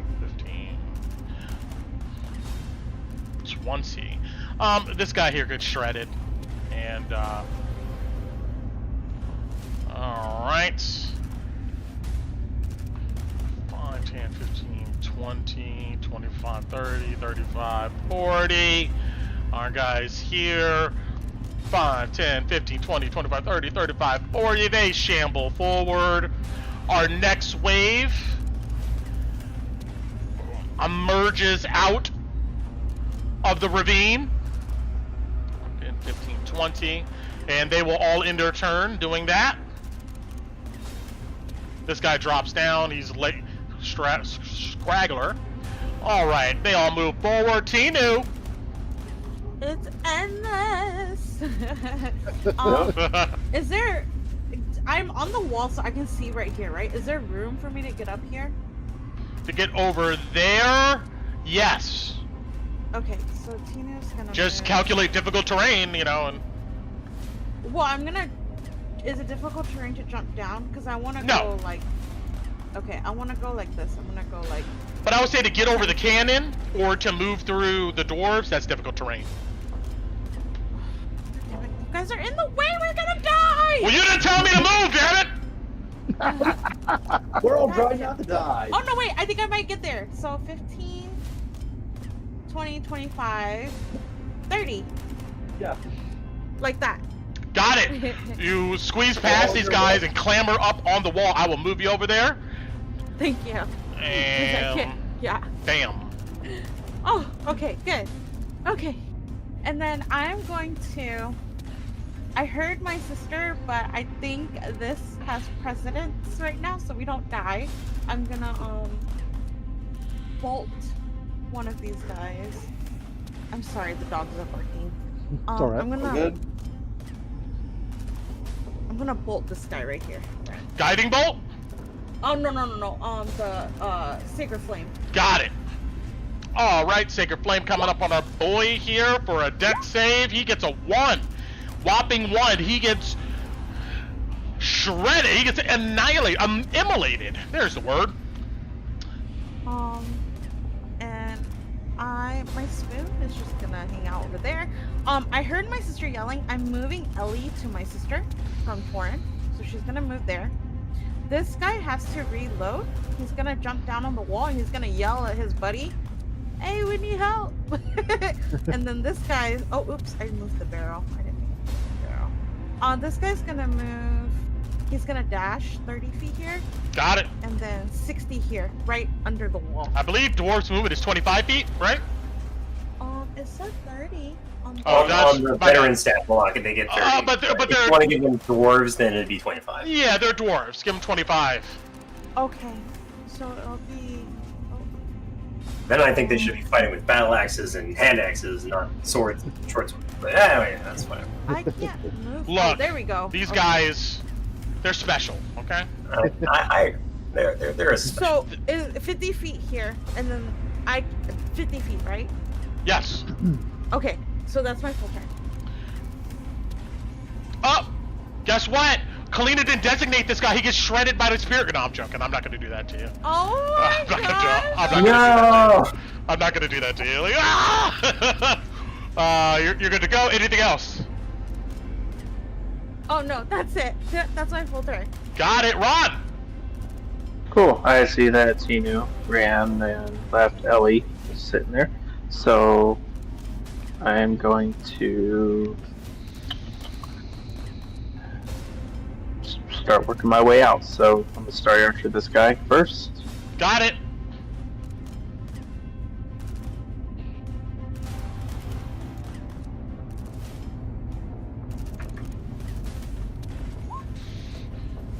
Connect. 22 for 8 points. He's gone.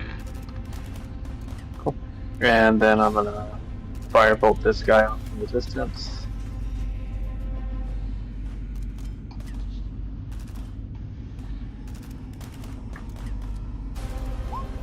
For a 9 to hit. 9 will connect. Damn. Not complaining. Oh, good roll though. 14. Nice. What's the range on this firebolt? 60. 60. Yeah. All right. Yeah. Unfortunately, it doesn't go far enough to hit anybody else. But he's gone. Cool. And looking around, I'm assuming I see big dude up in the distance. Oh yeah, through the gun In the smoke. distance. Mhm. Cool. Alrighty, so this guy right here is gonna shoot this one. Got it.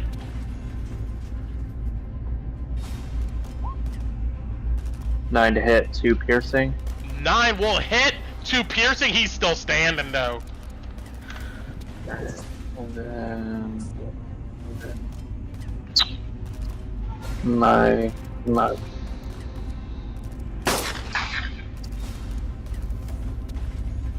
That's right. I'm getting all the usage out of these sound effects I paid for. All of them. no, go for it. My other guy's gonna swap. I don't know why I swapped their shit's exactly the same. But they're gonna swap as one gets down, the other's gonna jump right behind him. Understood. Same guy.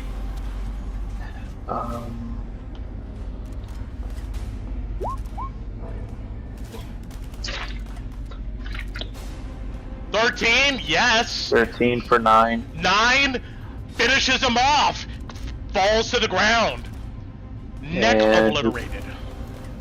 He's gonna jump back behind the wall as well to reload next turn. Got it, Alice. Alright. My 2 got a lot coming, right? Well, there's two veterans on the cannon. My 2 dwarves are gonna reload. I'll handle their stuff when it's not my turn anymore. Got it. Alice is going to... all the cannons are loaded, as far as she knows. She hears something big, she can't really do anything. Fuck it. Yeah, she's gonna run back and go pick up dynamite. Run back. Got it! She's just like, she comes running up, you see Louis, she comes up to Louis, and is just like, hey! Grabs the dynamite and runs back. This side was more fun. I'm bored. Everything's dead over there. There's something big over here. Kalina's getting hit by it. Oh, cool. And I'll stay back here, and that's me. And I'll put the dynamite down to 1. These guys rush forward with a dash. We got a couple wisdom saves coming up here for them. 2 of them at least. Both of them I think will fail. Yep.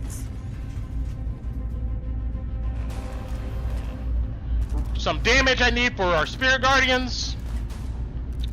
14. 14. Oh, this guy barely survives. Our other boy here, he's still alive. But they march forward. Kalina, your eyes are locked on this dude to the north here. And as you're looking at him, he looks at you, and then you see he just fades to nothing. Oh, that's what's going on. Oh no. Oh, he gets to like cheat. it. Oh, that's not fair.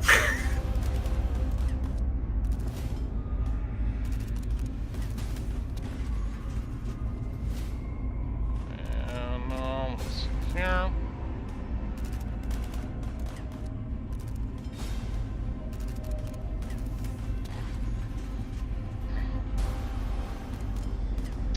All right.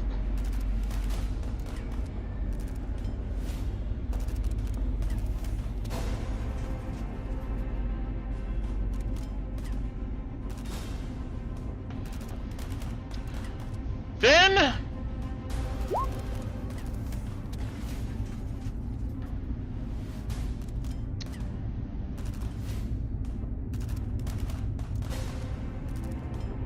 you're on the wall right there, Kolobati. Yeah. You hear like a sickening, like whipping wet noise, and then you feel something pierce into your upper shoulder. You see what looks like a blackish umbilical cord with barbs jam and embed itself into you.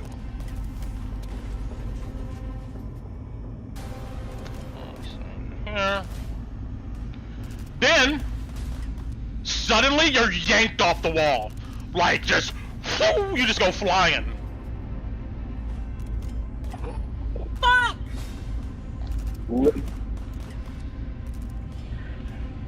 Threw a frickin' smoker at us. Oh, I understood, Rona. That was pretty good.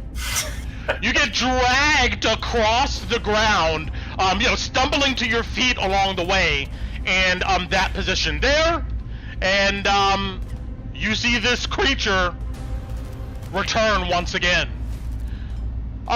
You are currently grappled, Okay. and with that attack, you will take 18 points of piercing damage. I was going to ask about something else, but that's... Yep, alright. All right, Red is gone. Loey. Where the hell did Kolobati go? You just got yanked off the damn wall! What? Oh, he's confused. He's gonna walk on over.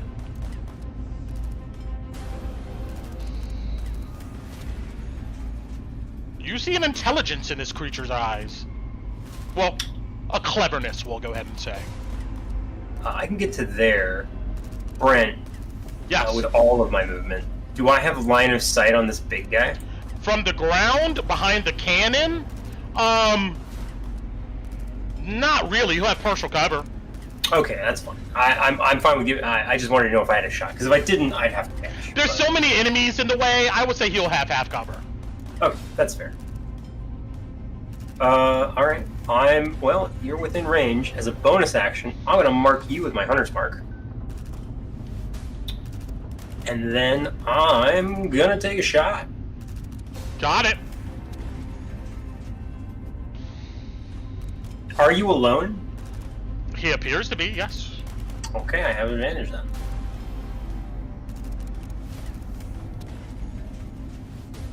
Oh, that's a nat 20. Oh my god. Put him in the ground. Well, alright, one big beastie coming down. Here's the first shot. For 17 plus 2. Oh, only 21 points of damage on the big guy. It slams into him. You see his eyes actually widen, surprised. He chambers the next round and fires again at advantage. Oh my god, I rolled a 1 and a 2. It's a 10. Does that Good. hit? That evens things out for me. No, the 10 does not hit. Okay, alright. Lloyd looks at his gun. Shoot. That ends Loey's turn. Dwarfs. Oh shoot, I forgot about the dwarf. Yeah. This dwarf is gonna fire a cannon. Loaded. Got it. Yeah, I'm gonna fire like that, Brent. Understood. Yes, go ahead and roll attack, damage, and then draw that line for me again. It's just easier that way. Fire! 8 to hit? Oh my god, you do hit. But anything else, you probably wouldn't. That'd be a 1. Thank goodness for the zombies. A little lower, but hold on, I can measure again. It's 38 points of damage. Then it's like this. Got it. Blows through the head of this guy. Its body still stands for a second before collapsing. Continues on with 32 points of damage. Like bowling balls, these guys just get bonked in random directions as they are obliterated. Heck yeah. Alright, cool. And then the other guy... Brent, you gave us, like, AI instructions for these dwarves. Are they brave enough to go out there and help PCs if they get captured, or is he going to stick on the line? No, they're not going to go out there and help you guys. Okay. One of their friends, one of their dwarves, they may, but they're going to leave that up to you. Okay, he probably thinks... Yeah.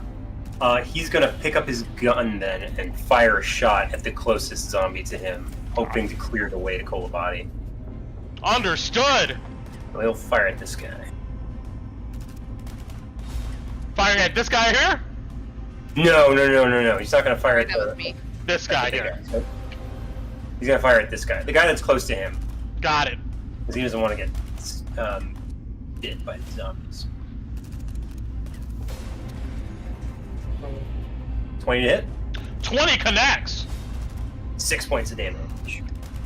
6 points, blows into him. He staggers a bit, but he's still there. Alright. That will end his turn. And that ends mine. Got it. Kolobati. This thing is dragging you across the ground towards it. You see? Yeah, go for it. First thing, I am no longer grappled, as I fade into shadow and teleport to here. Whack. All right.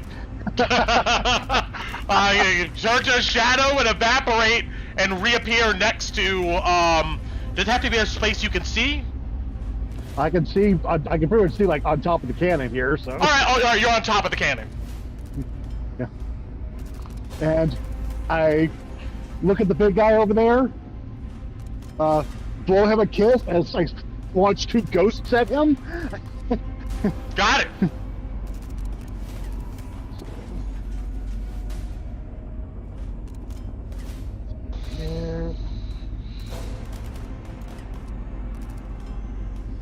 First attack rolls a dirty 20. 20 will connect. He'll take 5 force damage from the first one, and then comes around for a second strike. 9 is going to miss. 9 will miss, but he'll take the 5. And then I will move back into here. Got it. You back up into the camp. Understood. All And right. the dwarves maintain the wall. Understood. No more purple. No more pink. No more orange. Soren, what are you doing? Well, this turned into a mess. But this guy's still the main problem, so I'm gonna still focus on him for the moment.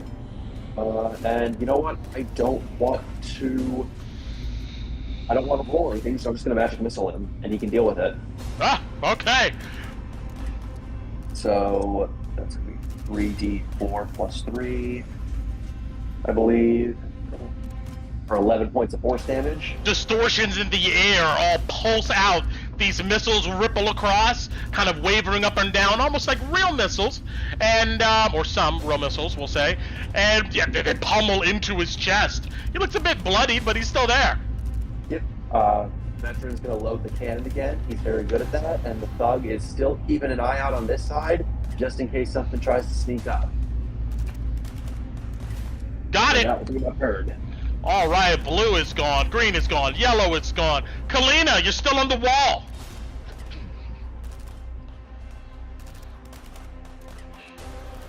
Oh.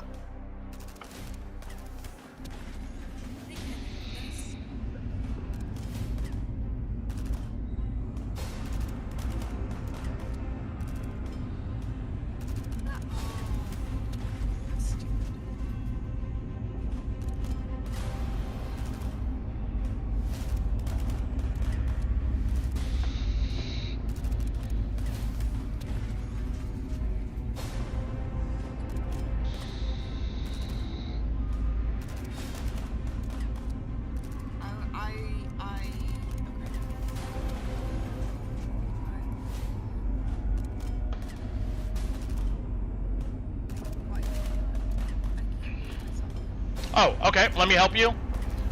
You moving back in or out of the camp? In, got it. Yeah.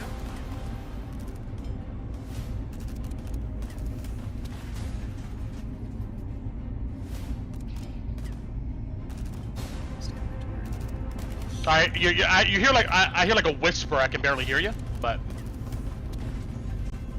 Is that better? oh yeah, way better. Sorry. Okay, so I was gonna stand out by Torin, and then I'm going to... Are you on the wall? No. Okay, you're down below. Got it. I am below him, Okay. so that I can sort of be seen. And I'm going to just cast Sacred Flame at one near me. Got it. At that one. You gesture towards it. Flames ripple outward, golden color. Deck save coming up. 15. It is 15. Makes it on the nose. Half damage. No damage, I think. Oh, I think it might be Yeah, no it's just- damage. it's yeah, damage, you're right. so It's yeah, Sacred I'm Flame. Unfortunately, no damage. What else you doing?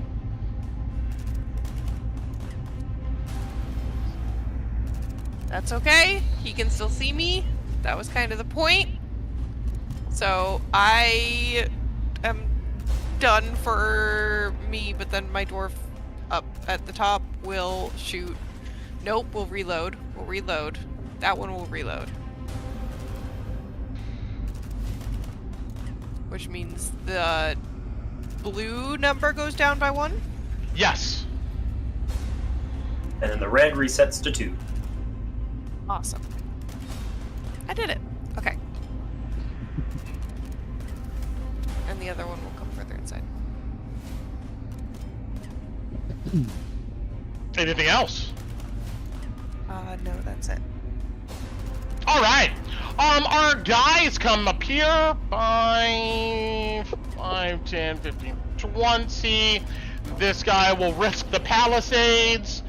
Deck save. He'll fail it. He'll take the D4. Bam. He'll end up taking 3.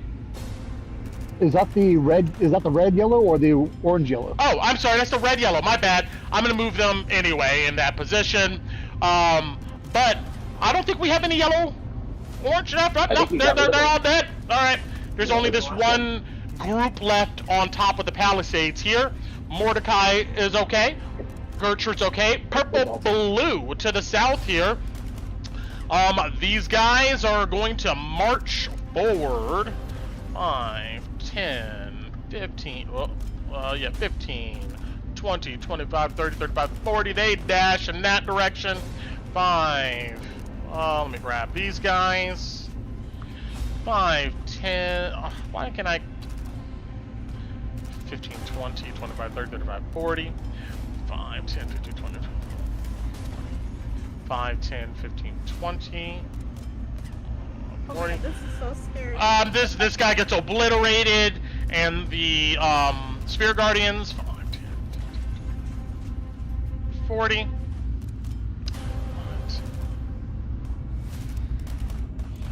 Alright, 5, 10, 15, 20, 40. And then this guy comes up last. They continue to march forward. Tinu! Okay, so this guy's gonna yell at the thug's gonna yell at the veteran, so the veteran's gonna get up here first. Got it? And then he's gonna shoot at the guy under him.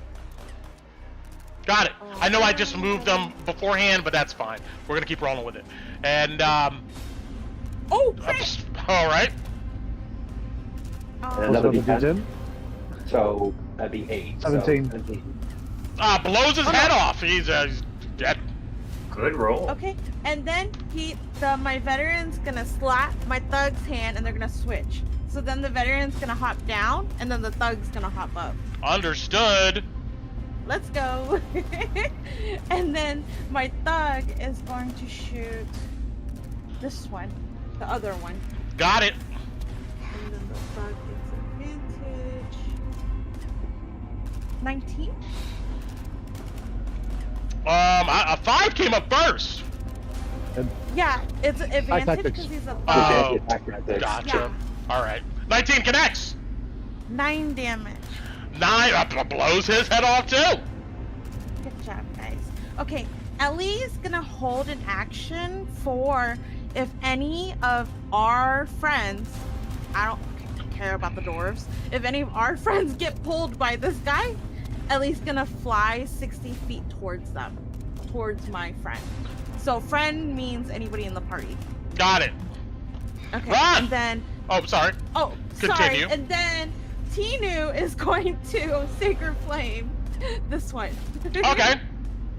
We got a deck save coming up. 16. Makes it. Yeah, that's good. It was only 3 damage. Okay, now that's my full turn. Understood. Run. Cool. My dwarves are going to work in a pair. They are going to... there's not really behind them. So, one's going to shoot a cannon, the other one's going to reload it, going this way. Oh. So, Got it. alright. Well, you're the green ones, right? No, I'm the blue. Oh. Dark blue.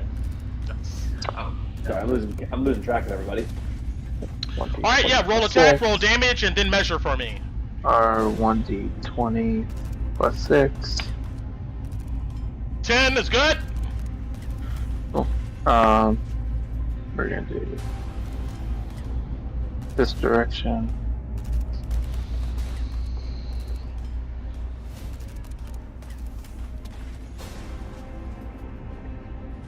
Cool. All right. Damage. Alright, I can. This direction, right? yeah. I gotcha. Those two. Alright, and it's 8d10. Got it. Sorry. 8d10. 47. Annihilated. Body parts go flying everywhere. They are done. Cool. And that cannon's reloaded by the secondary dwarf. And then Ron is going to do Ron things, as he does. Gonna start with the front guy, closest to me. Got it. We're going to Starry Archer him.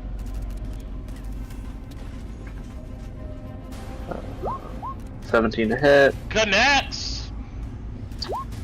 8 points. Actually, that's enough to roll over. It goes through this guy's chest and this guy's chest, and they both collapse to the ground. And that guy right next to them, I'm gonna produce flame him. Other hand, flame. It's thrown. 16 connects. Immolated. 9. Done. Cool. And how tall is that big guy that's coming down? He's like maybe 7, 8 feet tall. Oh, so I could probably barely see him from where I'm at. So yeah, okay. Barely. That's fine. All right.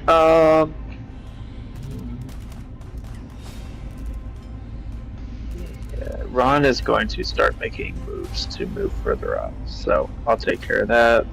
Got it. You're gonna move back into the camp. Yeah. Okay.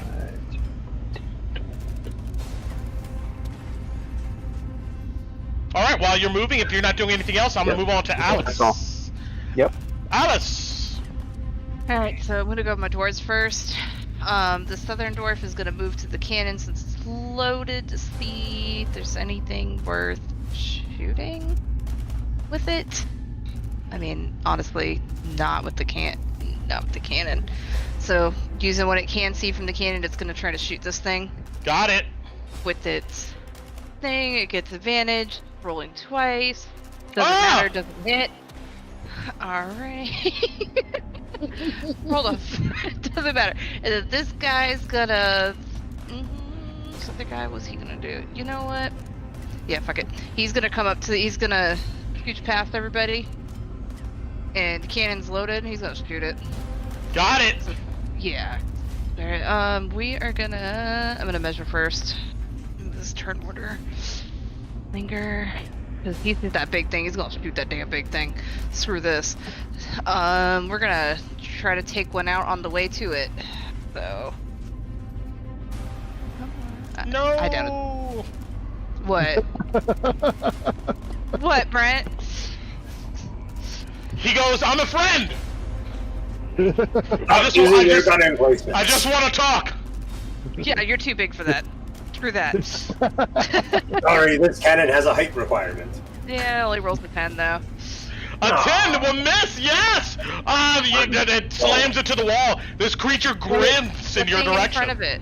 The one in front of it. The ones in front of them. Oh, the ones in front of him? Oh, they 10, okay, that'll go ahead and hit, my bad. But it doesn't go through and hit this guy, though, but 50 damage, though.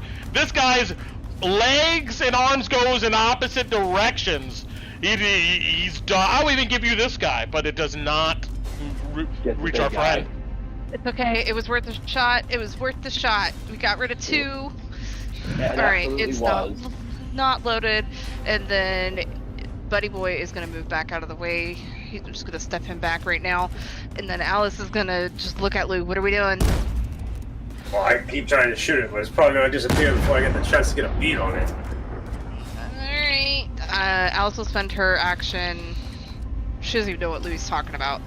She's gonna spend her action to load this and step back. Got and it. That's it for Alice. Yep. Yeah, you load the can. I mean, when you open the back of it is like a wave of heat just emanates out. This thing is like hot. It is scorching hot. I would say that if anybody hops on this cannon from at this point on, I mean, you may get a little bit of fire damage. This thing has been blowing left and right over and over again. Hold on, I got you. I'll cover. All right. Anything else? Nope. All right. Our guy here disappears from view once again. I tried, guys. Hey, we all tried. And we're doing great. It's okay.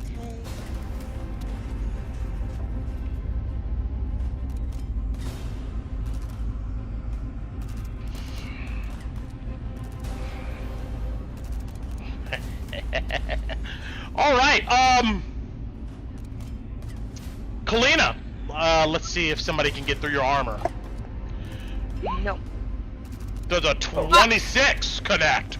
Yes. Oh yeah, you see it come towards you as this creature materializes from behind this wall. bolts into your armor, and you'll go ahead and take 12 points of piercing damage. You are grappled. Let's see here. 5, 10, 15, 20. Then 25, 30. Make sure I'm doing this right. Yeah.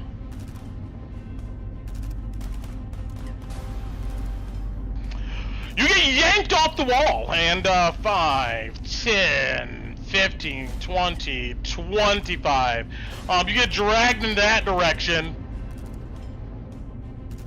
Yeah, and then she has to make a con save, and if she succeeds, those two have to make wisdom saves. Yeah, on their turn, they will. Oh, for concentration. I see what you're at. Yeah. Well, yeah, concentration, and then of course Spear Guardians. But yeah, let's roll a concentration. Should be 10. Can you beat a 10?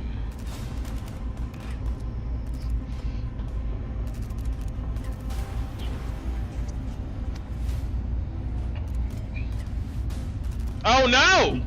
You do have inspiration. No, I get advantage on concentration checks. Do you? you Damn! Wow. Faster. Alright, not bad. Pretty Yeah. cool. Pretty cool. Alright, you focus still in, keeping your Spirit Guardians up. Alright, that's all that happens. And They have to make saves, right? yeah, Well, our no, guys here, yeah. it's still it's on their turn. They have to make saves. Let's go ahead and do that. Wisdom saves coming up. 1 and a 2. They both make it. They'll take half the damage. Ah! I'll give them 8. As they fail. Oh yeah, they both succeed. -8. I'm sorry, I'm bloodthirsty here. Let's see. Through the Spirit Guardians, they shamble forward. Ugh. And while you are grappled with this creature, they are going to try to attack you. And good luck to either one of them. Yeah, they both As I we missed. genuinely did not intend to go out this far away from people. You saw me right next to the wall. All right, that's them two guys. I think that's all of our red-orange folks. Yes. All right, red is gone. Loey. Oh boy. Okay. Hey Brent, out of curiosity, next to Torin, because the wall. Damn, map's too big. This wall space here. Can I get up on it? Yes, you can. Okay. Can you I get me will up move on you up. it? Hell yeah. Bada boom.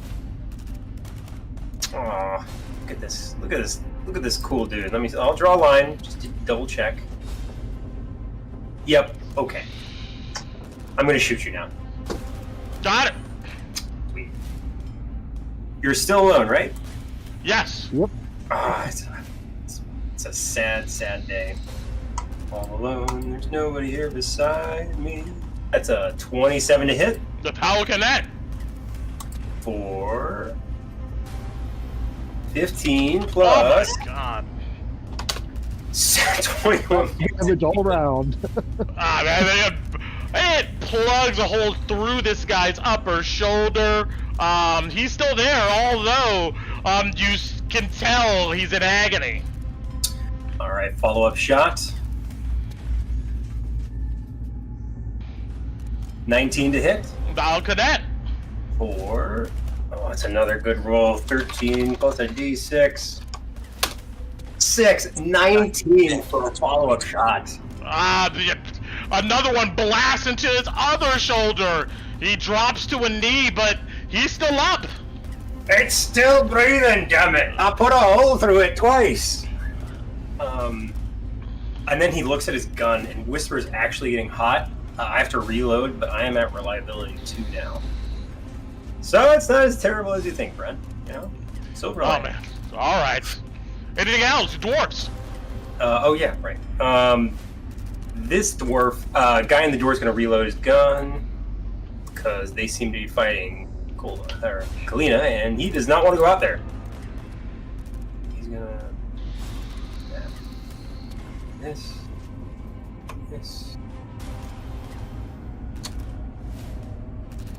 And then this guy. I'm pretty sure. Have we haven't loaded this bottom cannon, have we? Because I thought you fired it out. It is? It got loaded. Loaded it. Oh, okay. All right. All the cannons are loaded. Fired since. My God, these dwarves are so good at loading cannons. It took all the time to get him out here. It makes sense. I mean, we got a cannon. Why not use it? He's gonna shoot it at this zombie.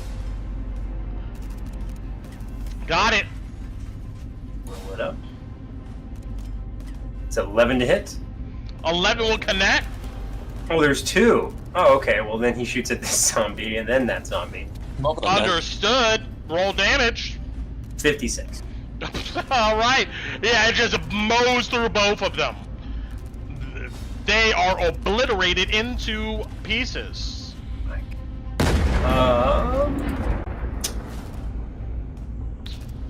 Loey's gonna go prone on the wall. Okay.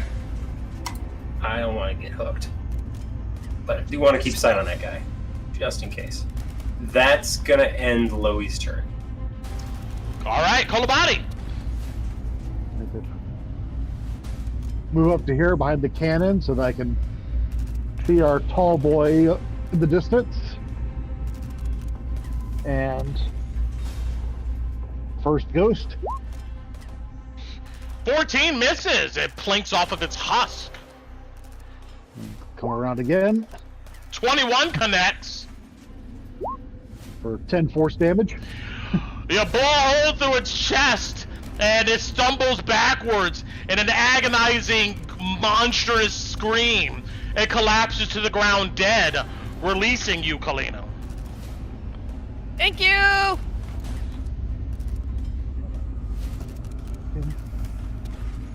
Get back And my inside other- the my- wall, please. Yep, that's the next plan. So back up, and my dwarves will maintain their position on the other wall, and I think that's my turn. Got it! Moving on, purple, pink, orange, Torrent! Thug is keeping a watch out, and Veteran is loading the cannon back up.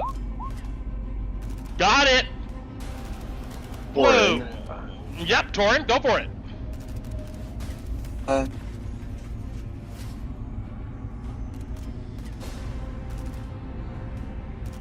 Yeah, he's gonna do it. So Torin will drop down. Rest of his movement to get up to this one.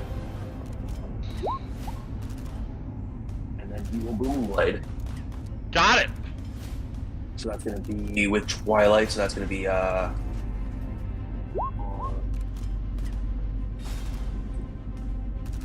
six, I believe. 17. 17 connects, roll damage. Yep, and that's gonna be 2d6 plus 3 plus 1d8. That's 16 total. 16! You cleave this thing from the shoulder deep into its midsection, almost splitting it like a banana. It falls to the ground. A plume of haze erupts in all directions. I need Ellie, Kalina, and Torn. Roll me Constitution saves. Okay. Check something real quick. Okay. I'm just gonna roll a d20 because I'm not quite sure how to do it. So I just rolled on D&D Beyond by accident, but I got a 22. All right. Well, Ellie I got 3. Nope. evaporates What do I have in a scream. A Constitution save. Sorry, Ellie. On is I exploded the one next to you.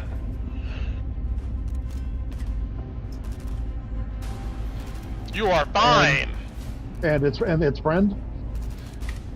Yep. His friend is fine. You killed my cat, Torrent! The exploding husk killed it. Tinu, am I marking that down as 1 or 2? Kalina, you stand near this husk. What are you doing, Kalina?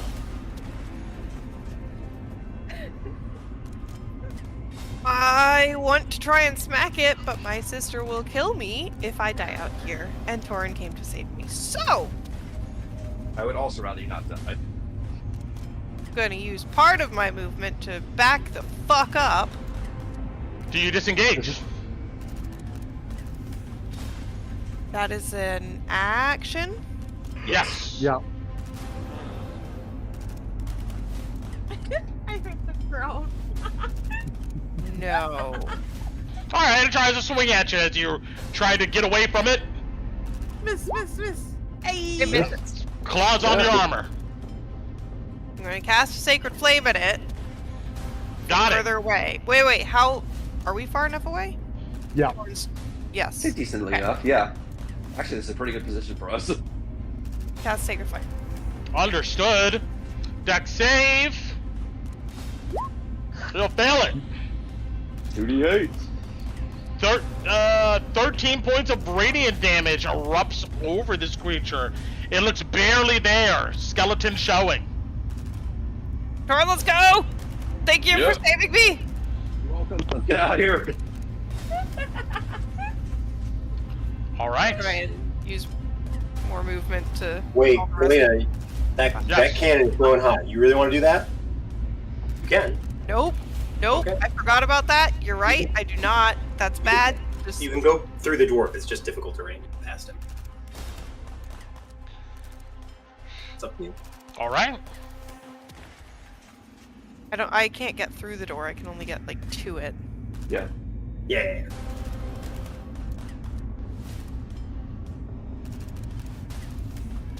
I think 5, I hate that noise. 5, 30. Yeah, 30. I can only get to the door.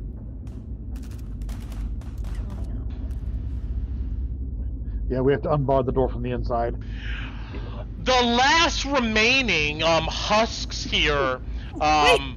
Wait! There's a warrior that has reloaded. Can he try and kill that last one? Sure, go for it. Sure, go for it. Do it. Finish him off. Hey, so it's this guy. This guy. This guy here. Yeah. Roll it. Let's see. Do it, dwarf man. 21 connects. 5 damage? Is that 5 enough? damage. He had 1 hit point. Boom. Hey! Straight through the temple. This guy, he blows the end of his rifle. Okay, And now looks you can off. move on. Sorry. Thank you. The last scragglers here dutifully march into these spirit guardians, not knowing any better, and eviscerate themselves.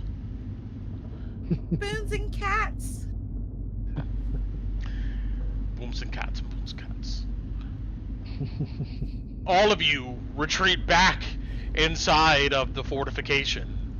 And after so much noise and cacophony of explosions and monsters and shouting, there's just a ringing in all of you guys' ear as the sounds of Drakkenheim blanket the area. The closest thing to silence you're getting. The dwarves look out, and everybody, like for a good 5 minutes or so, looks over the walls, makes sure nothing else is coming, and then, seeming satisfied, the dwarves retreat back into the walls and grumble, looking at their weapons. Gertrude,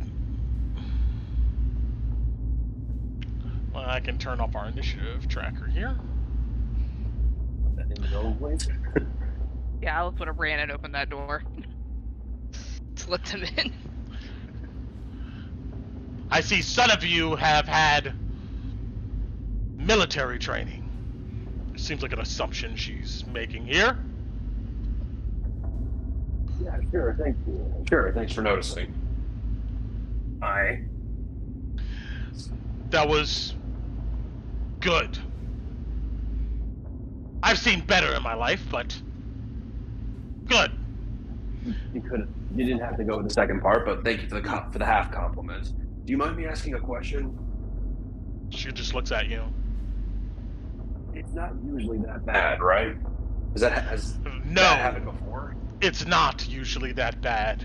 You see, any of you at the walls, Gertrude comes over and climbs up on the wall and looks at the area around you guys, and you just see the field is just littered with these bodies.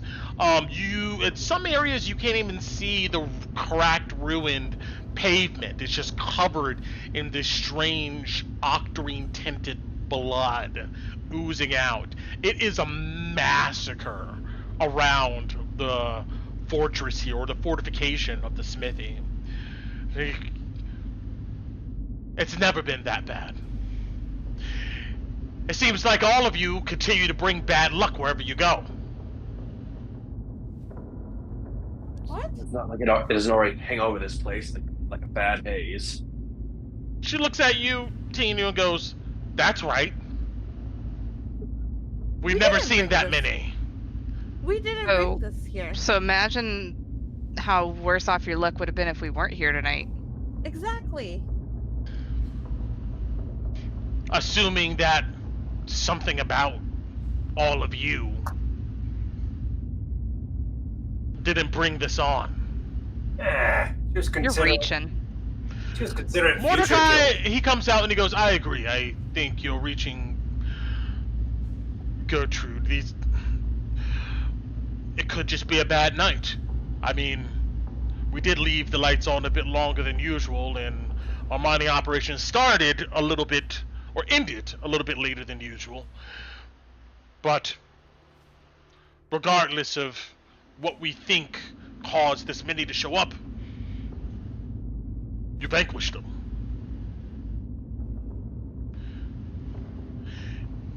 You see, Gertrude goes, "Well, we still got a long night ahead of us.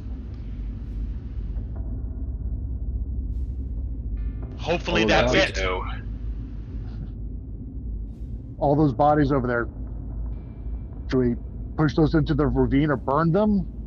Does anyone ever do they ever stand back up? Mordecai says, "Well, we haven't seen this many before, but usually we try to move the bodies from around the fortification so we get better view. Whether they rise or not, there's been a few times some of our brethren here said that they've seen some pop back up in different forms. The point is you're right, we do need to go ahead and deal with these bodies." You see he looks at all the dwarves around. None of them look to be particularly happy about doing anything else but resting after that ordeal. They kind of grumble. But you see Mordecai goes, "Time to earn your coin, men. There'll be bonuses for the first 5 of you. Hop up, grab the wagons, start moving those bodies quietly." You see a few of the dwarves who want to get up, and they go to the door and the exit, and it looks like they know what to do. You see that they grab a few hand carts that is sitting inside the fortification, outside the fortification, and they begin going to some of the larger groups of dead bodies around the fortification and loading them. Mordecai goes, "Huh! The rest of you lost your chance for a bonus. Get your asses up!" And you see the rest of the dwarves grumble, but get up and go out to help the other dwarves move the bodies from around the smithy. Be quick about it! I must say, all of you work together pretty well. And even those you don't know, you seem to have the charisma to get them on board pretty quickly.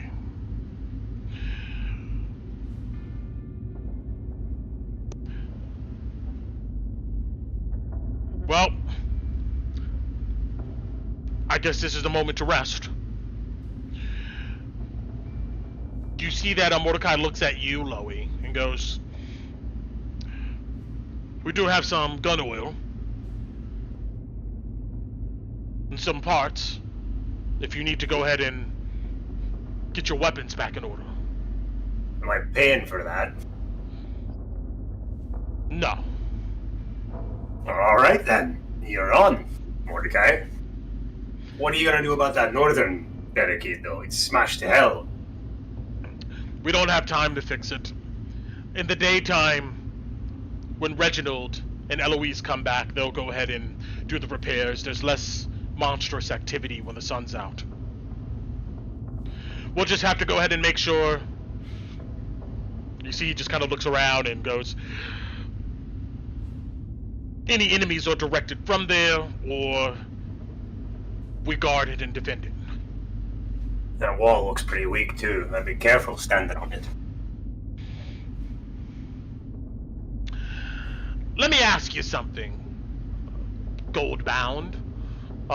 Gertrude says this to you. Aye.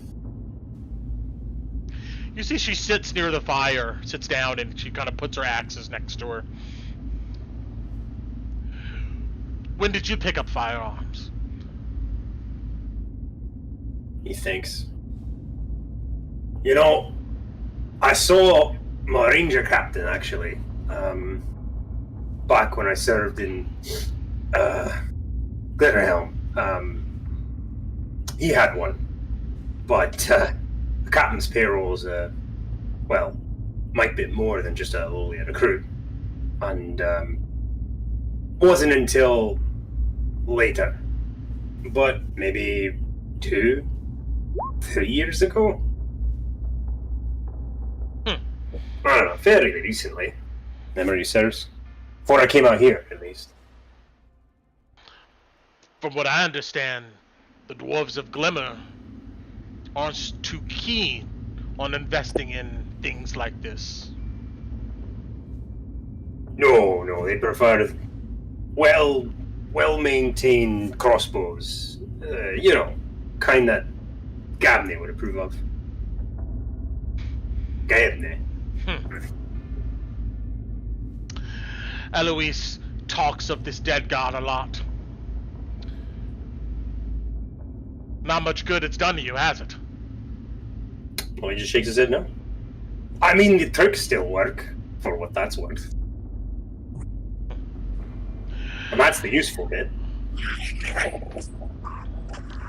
I like to see the eyes of my enemy when I see Why? them. They're full of poison. What, you want to get a mouthful of that? She goes, I'm sturdy. I've survived contamination before, and I continue to do it again. Yeah, that stuff that Mordecai jabbed in Tino and Kalina's shoulder, right? Mordecai goes, we're supposed to be getting some more of this, but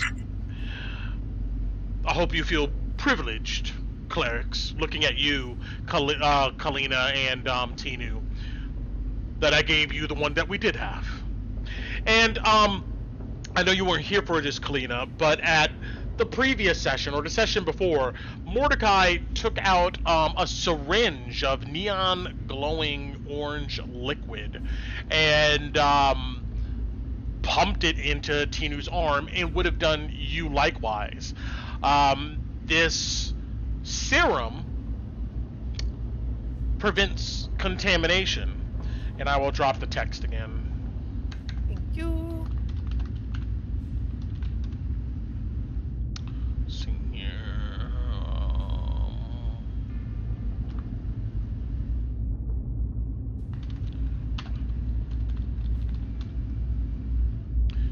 How about the rest of you guys? What are you doing? I think you know what Ron's about to do. What is Ron about to do? After warming back up by the fire, he's going to go to the southern wall and look at the crater again. Still And- looms there, yes. He's going to see if he can kind of do what he was doing before with Sorry, matching the pulse if it's still pulsing. It is, rhythmically. You feel it. Yeah, he's just gonna think in his mind, is that the best you got? You hear no answer.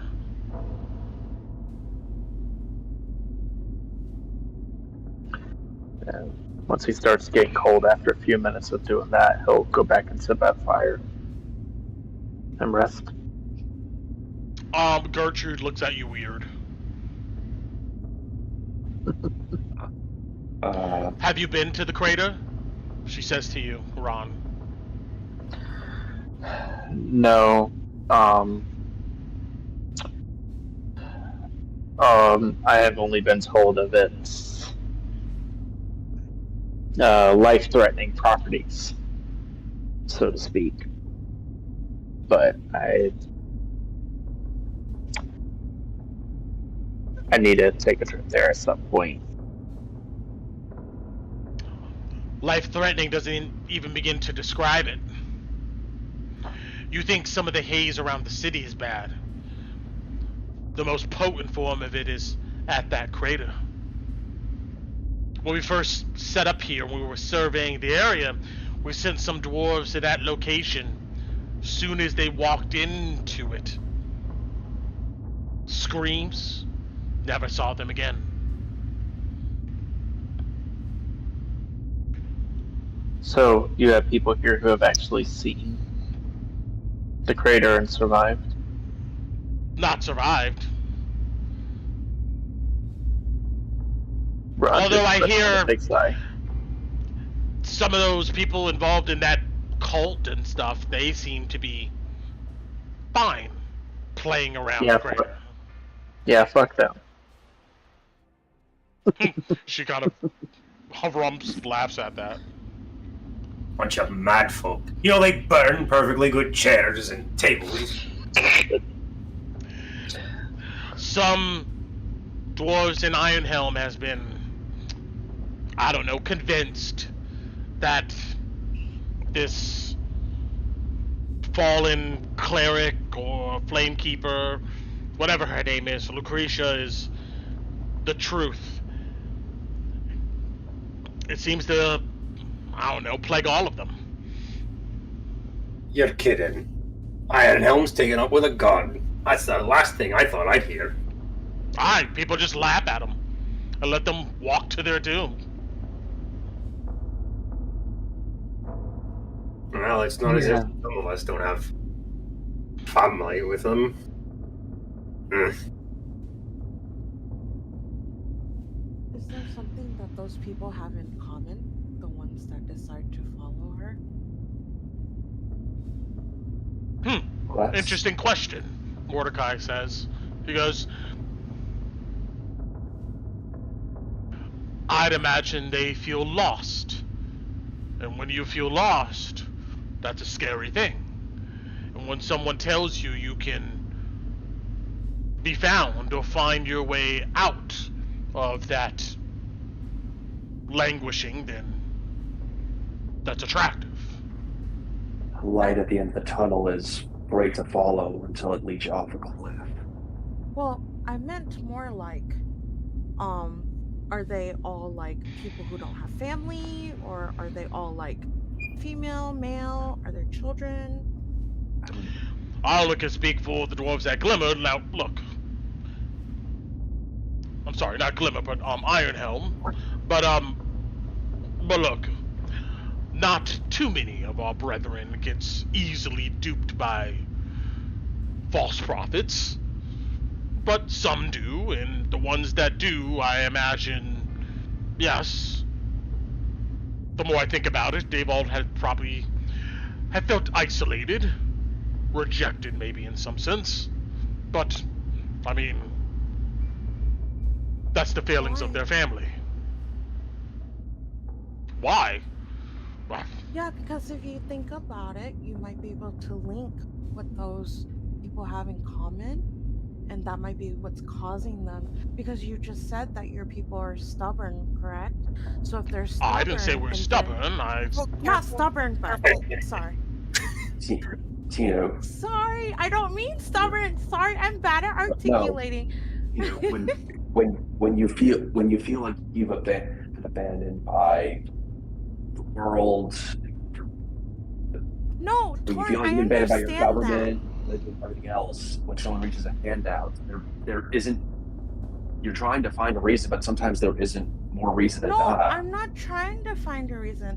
I'm trying to find the common That is the common denominator. Look at all the people that were there that day. But they were all even- people even, that felt abandoned. Hold on, That's let's have a why- conversation back and forth. What are you trying to say, Tinu, here? Oh, I was gonna say even Louis was surprised because doors usually don't like if it was like I'm not saying doors aren't normal people, but doors are more hardy than us. So even if Louis is surprised, then that means there might be something. I'm just saying, like Well, we're dwarves for can also feel discussion. isolated and abandoned. I'm not saying they can't, but I'm saying with Iron Helms are forgive me, Gertrude, but they don't tend to worship any gods. They don't give a damn. Yeah. That's why I was So, like, surprised when I thought on Louise's. It's not about. Sorry, go ahead. So yeah, go ahead, Louis. No, that's it. That's just the point. Okay, sorry. Then you go ahead, Tino.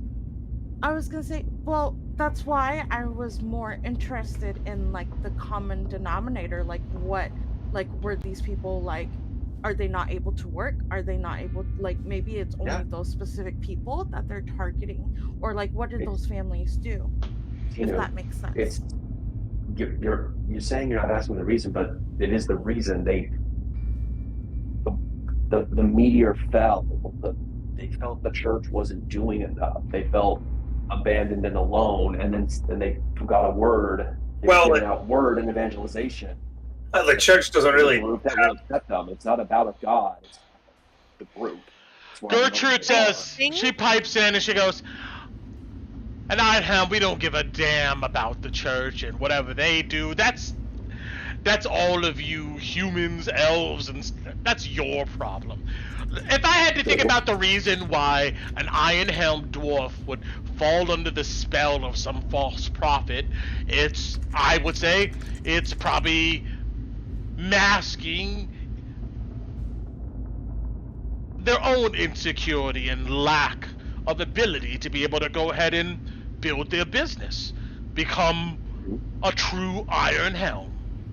I mean, we are some of the better of the Iron Helm, and don't get me wrong, most of our brethren are pretty good at the business that they do across the realm, but there are some dwarven families and stuff out there back in the Iron Helm Mountains who can't cut it.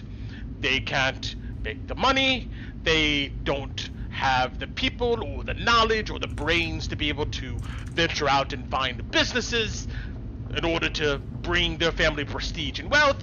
And I imagine if you're that type of Iron Helm dwarf, you would feel pretty alone. Maybe you would go ahead and look outside of your brothers and sisters into the human and elf and tiefling world for something better. And I can, I guess, see some idiots picking up one of those pamphlets and being like, huh, I can't mine, I can't forge, I can't create, so what I'm gonna do is go follow some human old lady of some sort, and maybe she can go ahead and solve my problem. You see she kind of spits on the ground. She goes, it's all bullshit, but when you're lost and find a group that accepts you, sometimes that's all it is. Aye. And I imagine maybe the Glimmer dwarves are probably suspect to the same thing. Nah, I don't think a forge father or a forge matron would let that kind of crap crop up in Glimmerholm. Aye, they still hang on to Gabney and all of that shit, but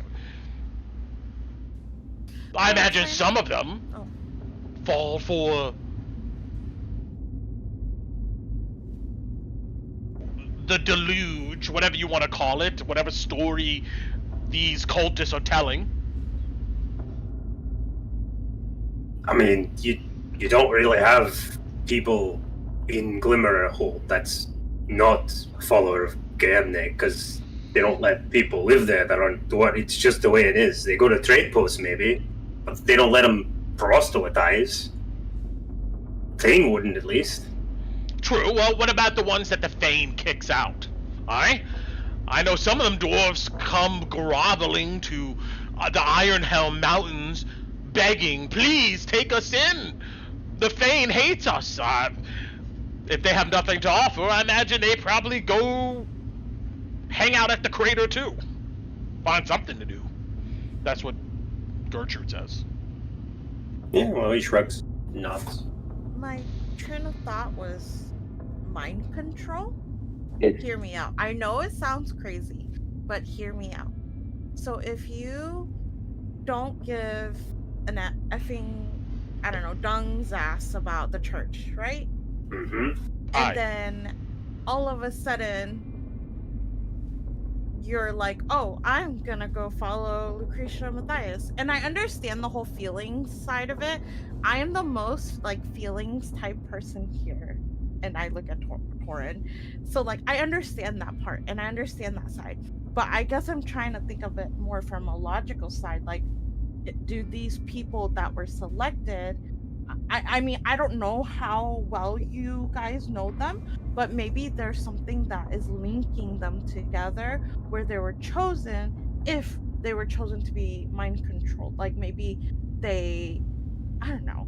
I wouldn't put it past the church, Gertrude says, to mind control people. 100%. it's a So lot of questions that we just wouldn't know without deeper knowledge of how they work. Yes. Well, I'm asking, like, what would those people not have? How do I word this? So you have something. What would they not have that you have? Like, if that was at that case. Well, hold on a second. Finish what you're trying to say here, Tinu. So like, okay, so okay, I'm sorry, you guys. No, you're fine. You're fine. I want everybody get a chance to vocalize their thoughts on this, before we interrupt each other. Then I'm gonna come to you, Tor, and you can say your piece. But yeah.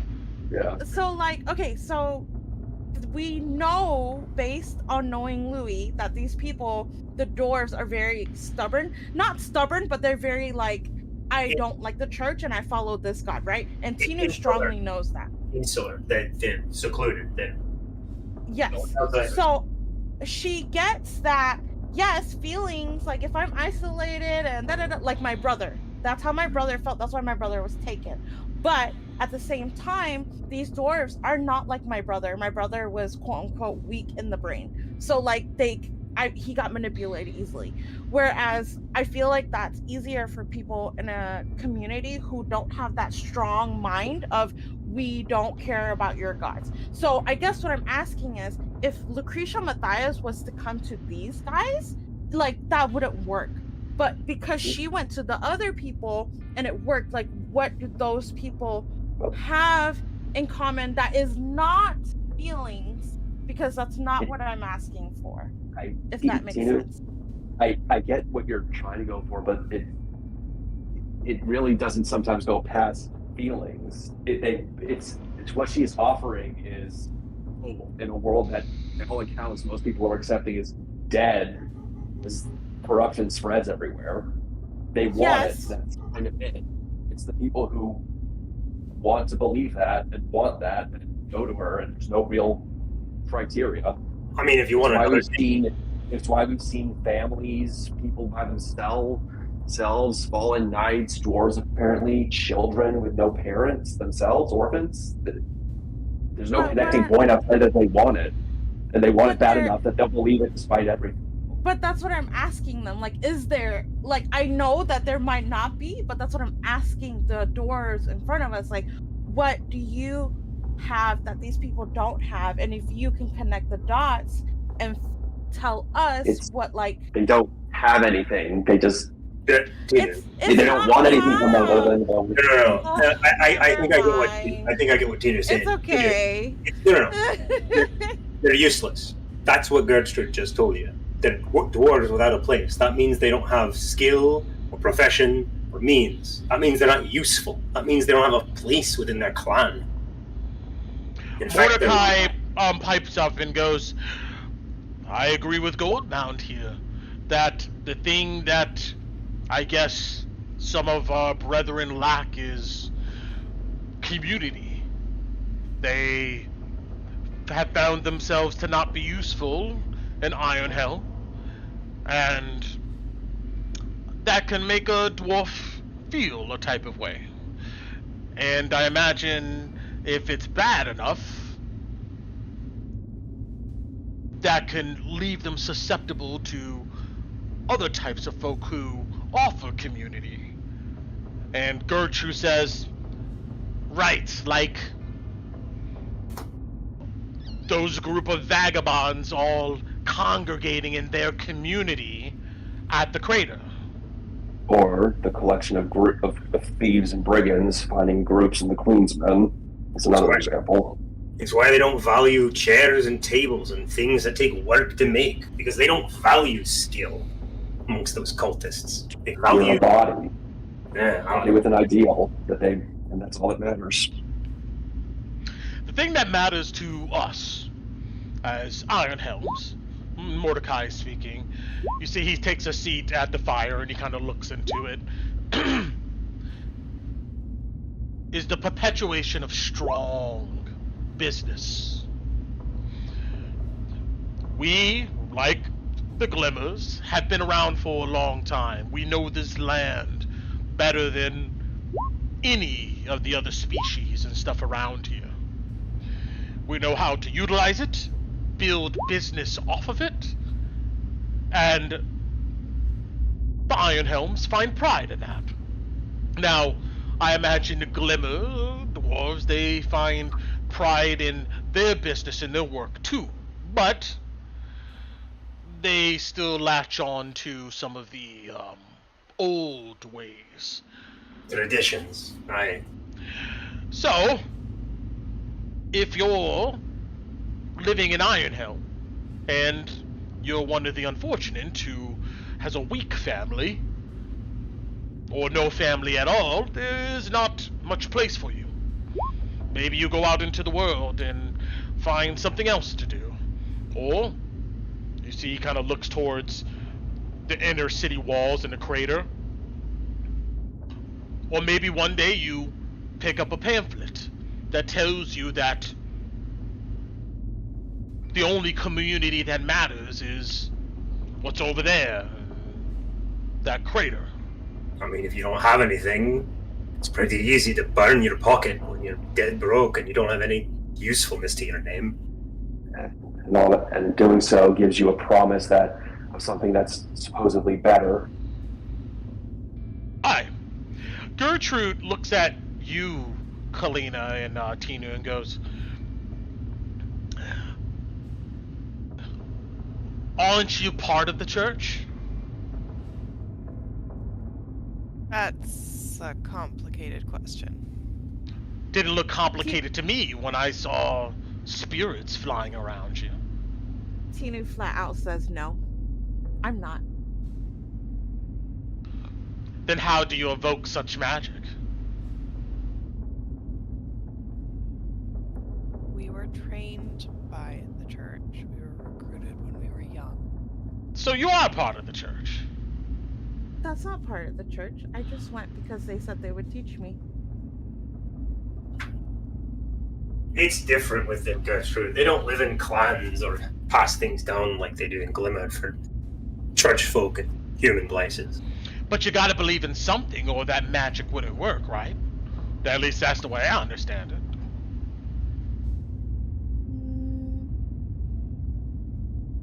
Yeah, I believe in my sister, and I believe in what we saw. And my sister believes it, so, I mean, it's real if she believes it.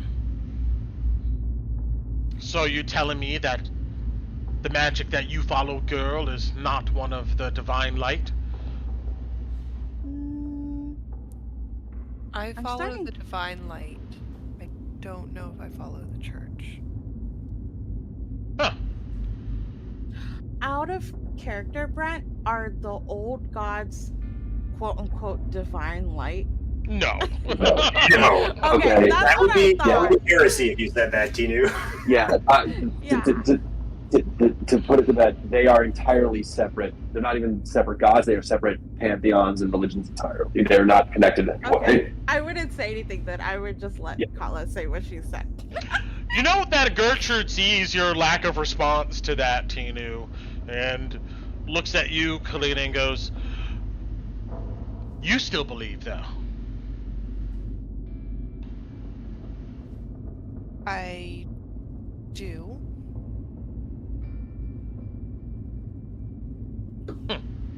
But I've also seen some things recently that make me wonder if the church and the light are not the same.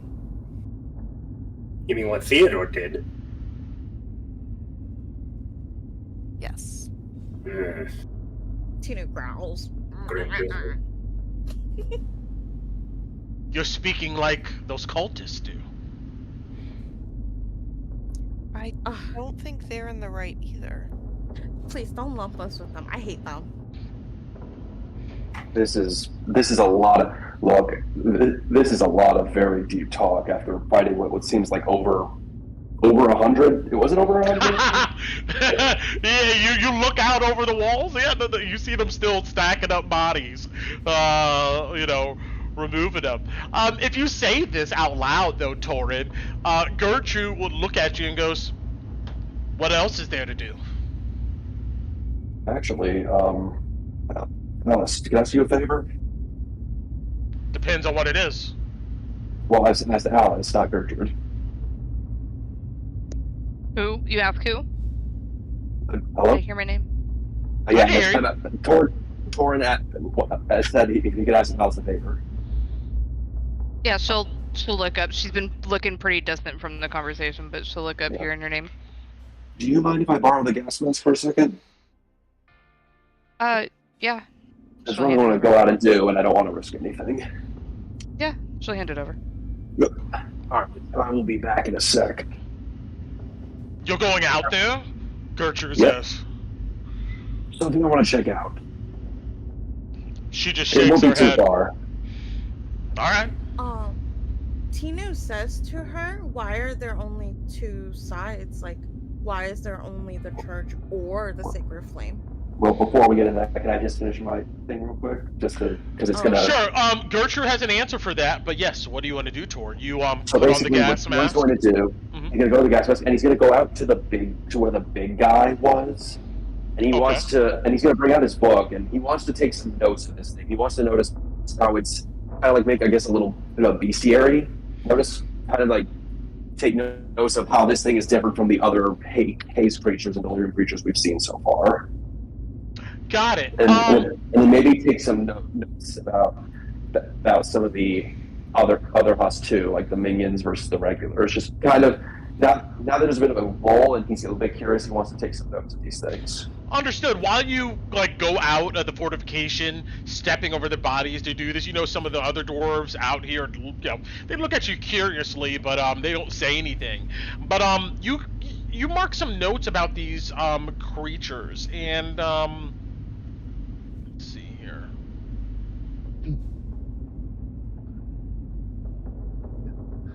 Here we go. Yeah, when Bati sees him, does that she'll just like flick her head and have Satato join him just to keep an eye on him. One thing you may want to note for later is that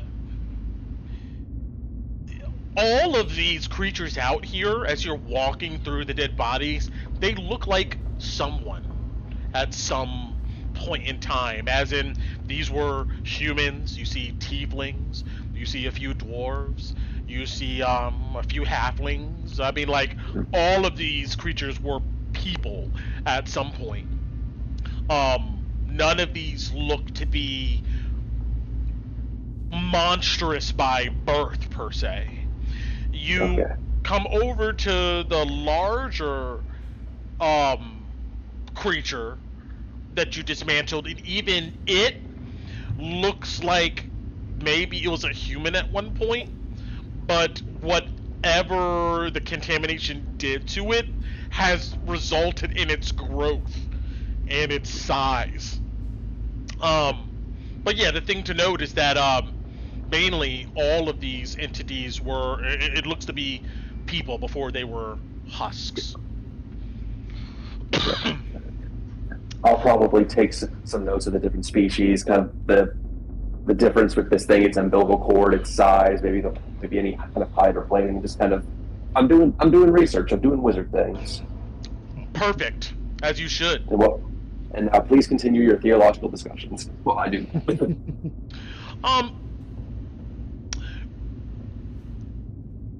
All right. So, I mean, with that, I mean, you said something that Gertrude, I think, wanted to respond to. So what is the difference between the fallen fire and the Not the difference. I said, why is there only two to pick from? Like, why do I have to pick the church or the? No, you're fine, Doran. Gertrude goes, I don't know. You tell me. That's what I'm trying to figure out. Is why do you pick one or the other, or either one of them at all?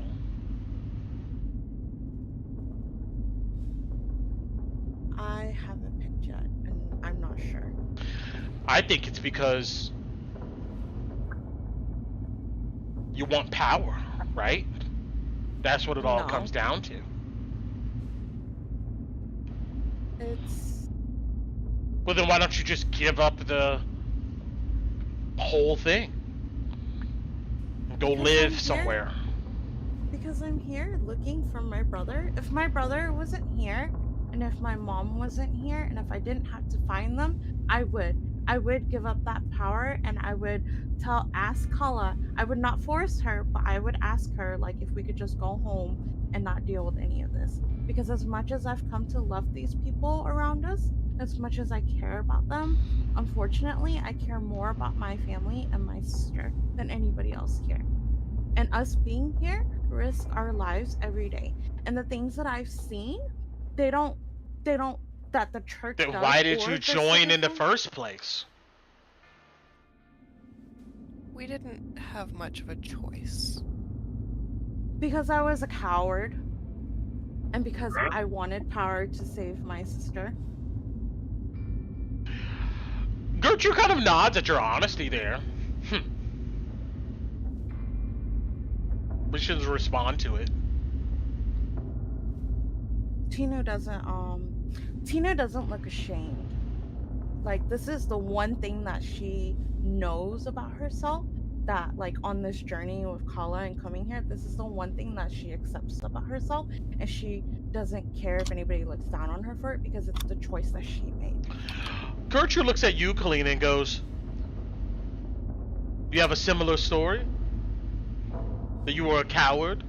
That you decided to join the church to mask that? No.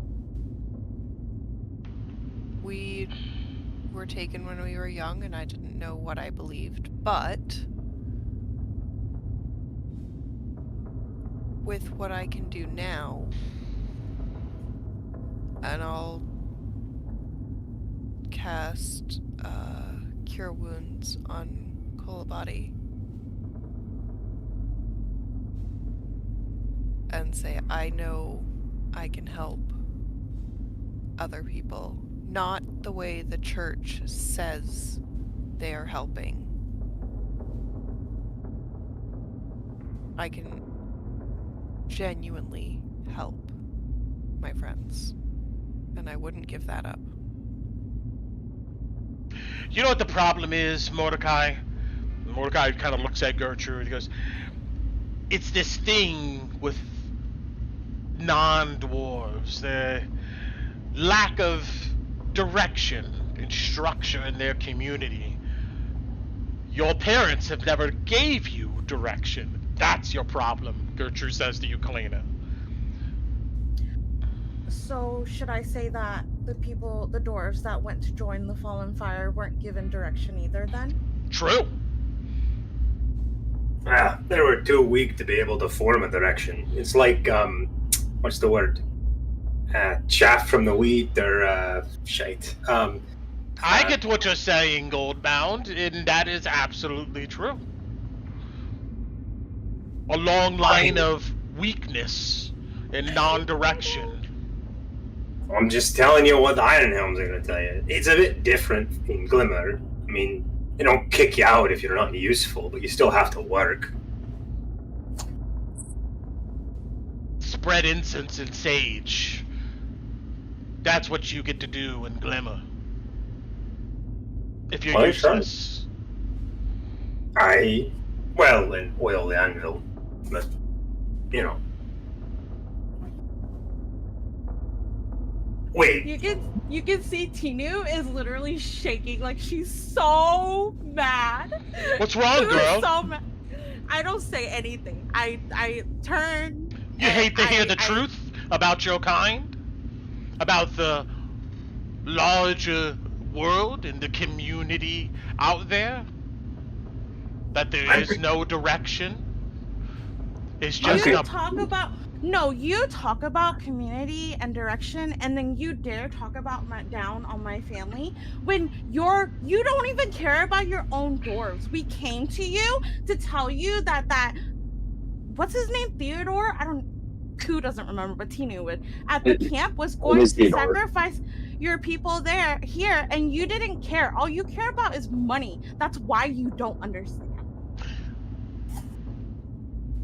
We do care a lot about money. Money is the thing that protects us. Money is the thing that elevates the Iron Helms, that has kept us around.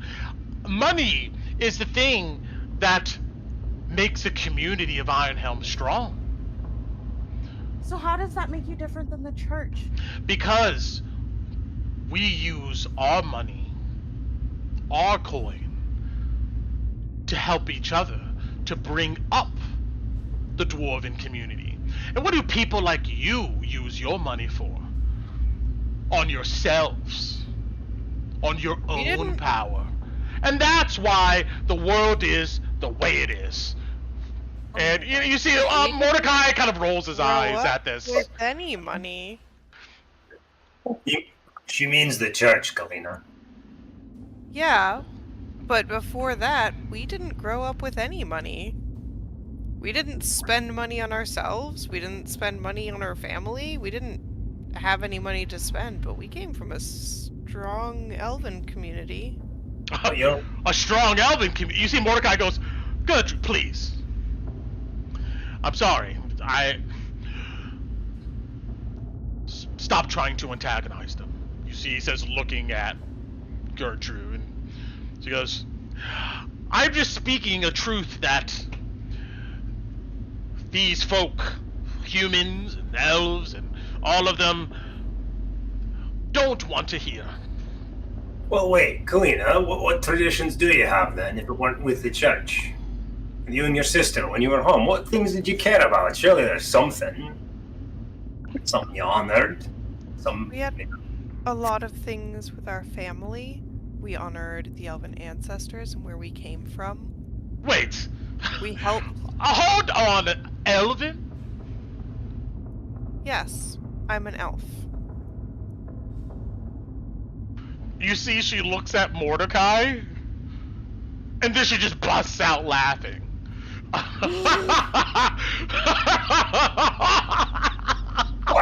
she don't look like an elf doesn't mean that she ain't an elf any more than Kalina might not be, well, half elf? I don't know how that works, to be honest.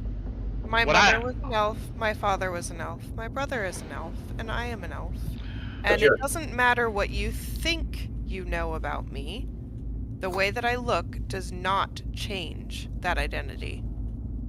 See? Traditions. That's the important part. Mordecai goes, "I respect your traditions in the family that you come from, regardless of how you look." Gertrude would not admit it, but we have several folks in Iron Helm, humans, tieflings, elves who've proven themselves to be part of the community. And we look at them no different. Long as they, of course, work towards the goal of all of us. Gertrude just goes, tell me more about your elfin upbringing. Is your brother an elf? Yes, I just said so. Like, no horns. Like what you think an elf should look like, yes. Does that mean that you and Kolabadi have similar traditions? Galena? Probably. We are very young Which? right now, so we You see, haven't had as much time as Kolabadi to learn them. which? Looking at you, Kolabadi, you see that she Yes. points to Tinu and Karina. Do you see two elves sitting there? She'll look over there and adjust her glasses. Well, considering what I know and what I have seen, they are elves. I don't know what may have happened at their birth to take on this appearance, but their parents are elves. You've met their parents. I've met their father. You know, it's this What? whole discussion about the inside-outside thing. You may not look like a bitch, but you are one. Come on! Alice see- just starts clapping. Her eyes widen and look at you, goes, huh. And then after a moment, you see she smiles at you. Goes, ah. I guess you do speak what you really think eventually, when pushed enough. Whoa. Everything else I've said is also true. Lying gets us nowhere. So then, you worship your ancestors like Kolabadi does? Galena and Tina? Right? Exactly the same way, but we show them respect. How's that? Sorry, Look, religion in Just- Glimmer is different. Brent, as clarification, we did grow up in an elven community. yeah, with all Yeah. elves around, 100%. 100%. Yeah, so we did, like, all of that was true about our lives. Look, I will tell you this much, elves. I respect your dedication to your family. Enough for you to come out here and go, I guess, searching for them. And I mean that. Honestly, truly.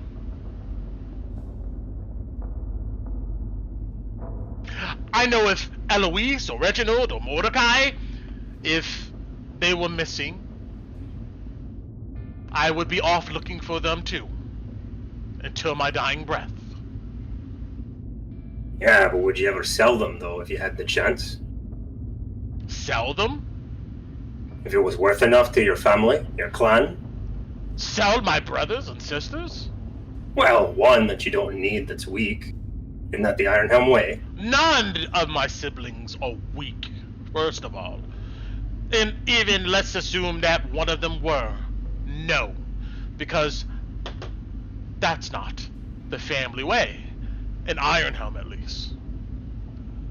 You wouldn't kick them out then if they were useless, if they couldn't fit the job and do what they need to do. You see, she pauses at that and kind of shifts a little bit uncomfortably. She goes, well, luckily for us, we don't have to worry about that. And that's why I kind of like Glimmer just a little bit more, because at least there you get to polish an anvil instead of getting banished. Maybe so. But that's why they are weak. see Mordecai goes, look, Gertrude, she does not speak for all of us. And you see Gertrude goes, I don't speak for all of us. I think I do. And you see Mordecai goes, no, you don't. If any one of us was not capable to hold their duties, we would try to find a way. I know I would, I know Reginald would, I know Eloise would, and I know deep down, Gertrude, you would do the same. You see Mordecai looks at you, Kalina and Tinu, and goes, I'm not gonna assume that I know everything about your lives to lay some blatant statement that you're not an elf or don't share that community. What you've at least shown to us here so far is that at the very least you're committed to your family. Elven, tiefling, whatever it may be. And that's something that I appreciate.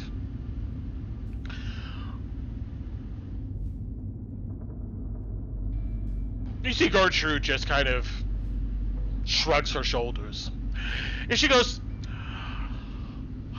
maybe I've been a little too harsh. It's just, I've never experienced or seen, really, to be honest, I haven't had a conversation with an elf,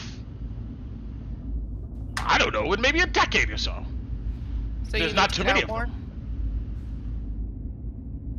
I guess so.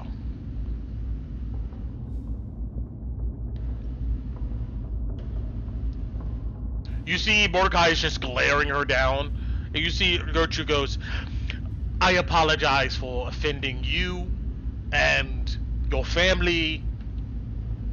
And you see she looks at you, Kolabati, like, and the elves. I'm sorry. Chloe whistles when she apologizes. Apology accepted.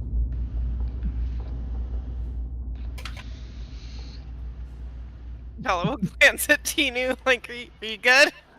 Tinu's arms are crossed and she's literally like, what is that called when people like clench their teeth?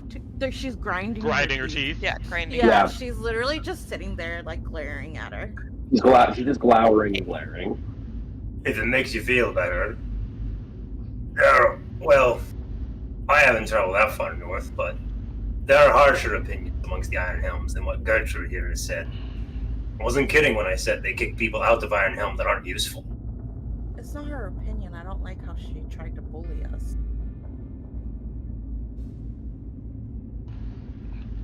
Harsh world. Less about her opinion. Sorry, go ahead, Bati. It's a harsh world, Tinu.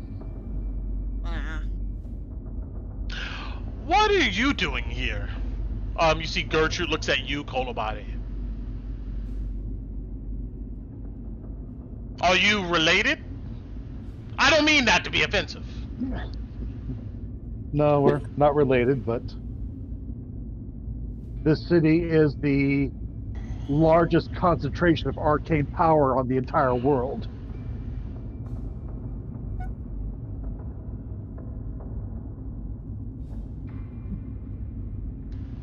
So you wanna... The Academy? You work for the Academy? I do not.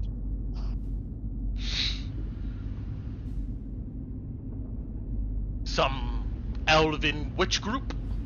Somewhere? The Gloaming Convent on the Isle of Skye. Gloaming Convent. Sounds fancy. Yeah. Well, much like Loe, worshippers of the old gods. Ah. As Sataru flies and sits on her shoulder. Well, I need to relieve myself. You see, you can roll me a group insight, actually. Sure.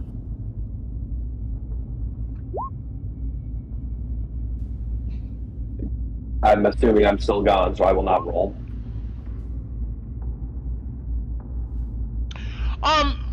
You know that Gertrude seems a little bit embarrassed, and you see she kind of gets up, grabs her axes. She sees nobody's laughing really with her, and you see that she kind of goes off back into the office. No, as she's walking away in Dwarven, Alice will be like, "Don't piss on yourself." Oh, fuck, you beat me to it. Why is this to you? You're not sure if she heard you or not, but she just... Oh, Alice said it loud enough, so all the dwarves heard too. Like, she was not being quiet about it. You just had to do that, Britt. You just had to give her, like, something to tug at Tinu. Hey. So wait, a glowing comment. I ain't never heard of that. Well, I'm not much priest or anything, versed in the old gods. Which one is that? Go, buddy. Well, there's several of the old gods that we follow. Oh, you're like Ron then. With just headstones and stuff. Well, Or did I miss primarily follow the Morrigan. that? Which one's that again? Sorry, I'm not. Like I said, I only know Gabby. Oh. Yeah. Death, dark magics, the afterworld. Oh. Oh, the crow. Ah, I should have put that together. Fuck. But Ogum, Fantasia, Shagrok, they're all followed at the convent. Wait. You don't worship the mad god, do you? I do give offerings, but my primary focus is the Morrigan. Oh, okay. Seems. I mean, water I like. I know a little bit about that one. I know Ron put some stuff on that when we were visiting. Zoya. Yeah, Zoya. Right. Yeah. You just hear Ron randomly speak as you forget her name. Thank you. What? So. But ancestor worship too, right? So like Kalina and Tina, you remember the people that came before and give thanks to them and that kind of stuff, right? Yes. Right. You keep histories there, books and the like. Yes. Of times before things changed.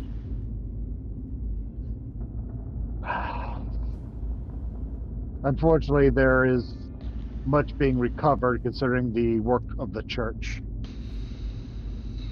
So I was curious about that. People only read out of things that are secondhand in your Glimmerhold. Words from old folk what were there and passed down and written.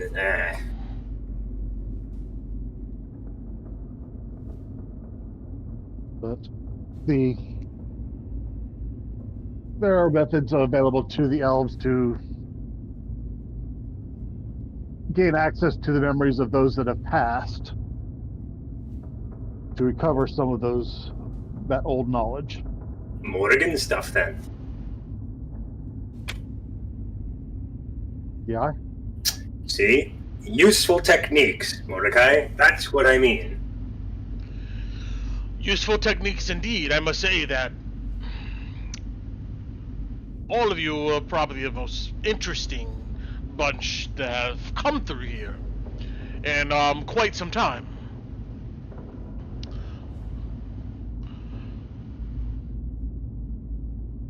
It's, I would say, even more interesting to see how you all get along, considering your different perspectives.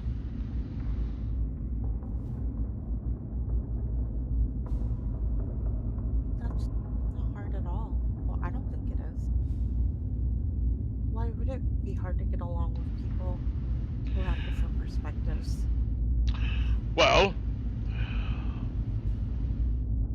there's folks who are interested, I guess, in the old gods, which aren't too favorable with those maybe interested in divine light. He says, looking at you, Kalina. And then, of course, we got differences in maybe motivations going on here. I guess I just see your group as colorful. I would like to think that we're all pretty open-minded, and that's probably why it works. Aye. There's no prejudices or anything. And maybe that's the thing that will carry you forward to your end destination, whatever that may be. I guess we've seen adventurers come through here who are either all academy types, or maybe they're all part of the Silver Order, or maybe they're not even part of those organizations, but they all group together based upon coin. But all of you seem to have quite different motivations. And still, Oh no, we all like coin, right, guys? We all do like coin. We like being paid. Yeah. Maybe not as much as you. well, Louis, that's but not what I heard yes. earlier, but you know. Definitely not as much as Louis. But All right, fine. Fair enough. I just think people get paid. Coin is a means to an end. I mean, the point is that adventurers I've seen roving around Emberwood and even in Drakkenheim, they are friends of convenience. And maybe that's how you all started, but it seems like things have moved beyond that to something a bit more. And it's refreshing.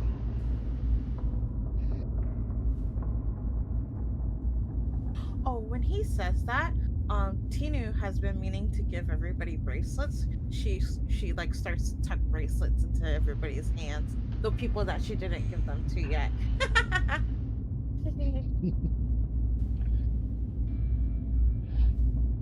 Well, I'm going to make sure Gertrude is has better manners. All of you keep a lookout. Like Gertrude did say, we still have a long night ahead of us. You see he gets up. I accept her apology. Let her know Tinu calls it. I will. She has a lot of pride, though, so I'm not sure how far we'll take it. In Dwarven, as Mordecai leaves, Louis will say, "Honor to your coin, Ironhelm." Aye. And he goes to the office. And that's where we'll end our session here this evening. As you guys take, I would say at the beginning of next session, you're able to get a short rest in, and maybe do a few other things if you would like. But you guys have finished this part of the encounter, and we'll see what happens next. Man, Brent, you are so good at making me mad at you. Love it. Spicy He character. really gets into character, yeah. So good at it. Can I, instead of taking a short rest, can I use the hour to resummon Ellie? I have like one Sure. more. Yeah. Yep, just remember it for our next session. Yeah, you could resummon Ellie. Yeah, you can roll hit dice, all that good stuff. I I'll would be say maintaining my firearm, Brent, for got it, mate. And you know that the other dwarves, after they clean up the area in Torrin, you do come back. They maintain. You see that they're dealing with their firearms too. They're all, maintaining that and making sure that it's up to snuff. And when Doran comes back, he does give Alice back the gas mask. Said thanks, sir. Oh wait, Tinu Yeah, of would course. ask. Oh, sorry. You're fine. Tinu would ask Torrin, did any of them have crystals in their chest? Torrin, you Right, would have I have- noted that their bodies seem to have growths of crystals per se, but nothing like the falling fire or crystal in their chest. Yeah, I would actually question following up that, because with the big one, did it have like more concentration of crystals than maybe like the regular husk did? Yeah. So yeah, I would spread that, like the husk had crystals growing, some crystals growing on them. The big one had more, but nothing like embedded in the chest like the falling fire did. Nothing like that specific. Just growths. Excellent. But yeah, I had to sprinkle a little bit of assholes in this campaign, As always. As always, there's got to be. We say a sprinkle, but Oh, look, another Dragon Slayer for us to find. No, but I think she goes deeper than that. Like, I think maybe she's like insecure or something. no, I think she's kind of just. I'm gonna be honest. I think she's kind of just a bitch. Gertrude's a cultural touchstone, man. Iron helms aren't exactly, what's the word? She's the problem, like Orion was, but I do think she's just kind of a bitch. Orion wasn't an asshole. You guys made him. You guys made him into an asshole. No. And then killed him. And then killed him. No, wow. Brent, Who's the real assholes here? Who's the real assholes? Tina was No. Orion, okay? Hold on, Brent. I will give it to you that we were the ones who made him a problem, but you have to give it to us. He was always an asshole. A little bit, He was an entitled prick. He was entitled. Yeah. That's a good word. Entitled. I will give to you that we made him a problem, but no, he was. He represented a bigger problem and was the easiest thing to take out. And he was alone. I mean, dude played Game of Thrones pretty poorly. I mean, that is also true. But that's it, guys. I'm gonna go ahead and end the stream. Thank you. Good night. Good Merry Christmas. All of that great stuff. See you later. All right.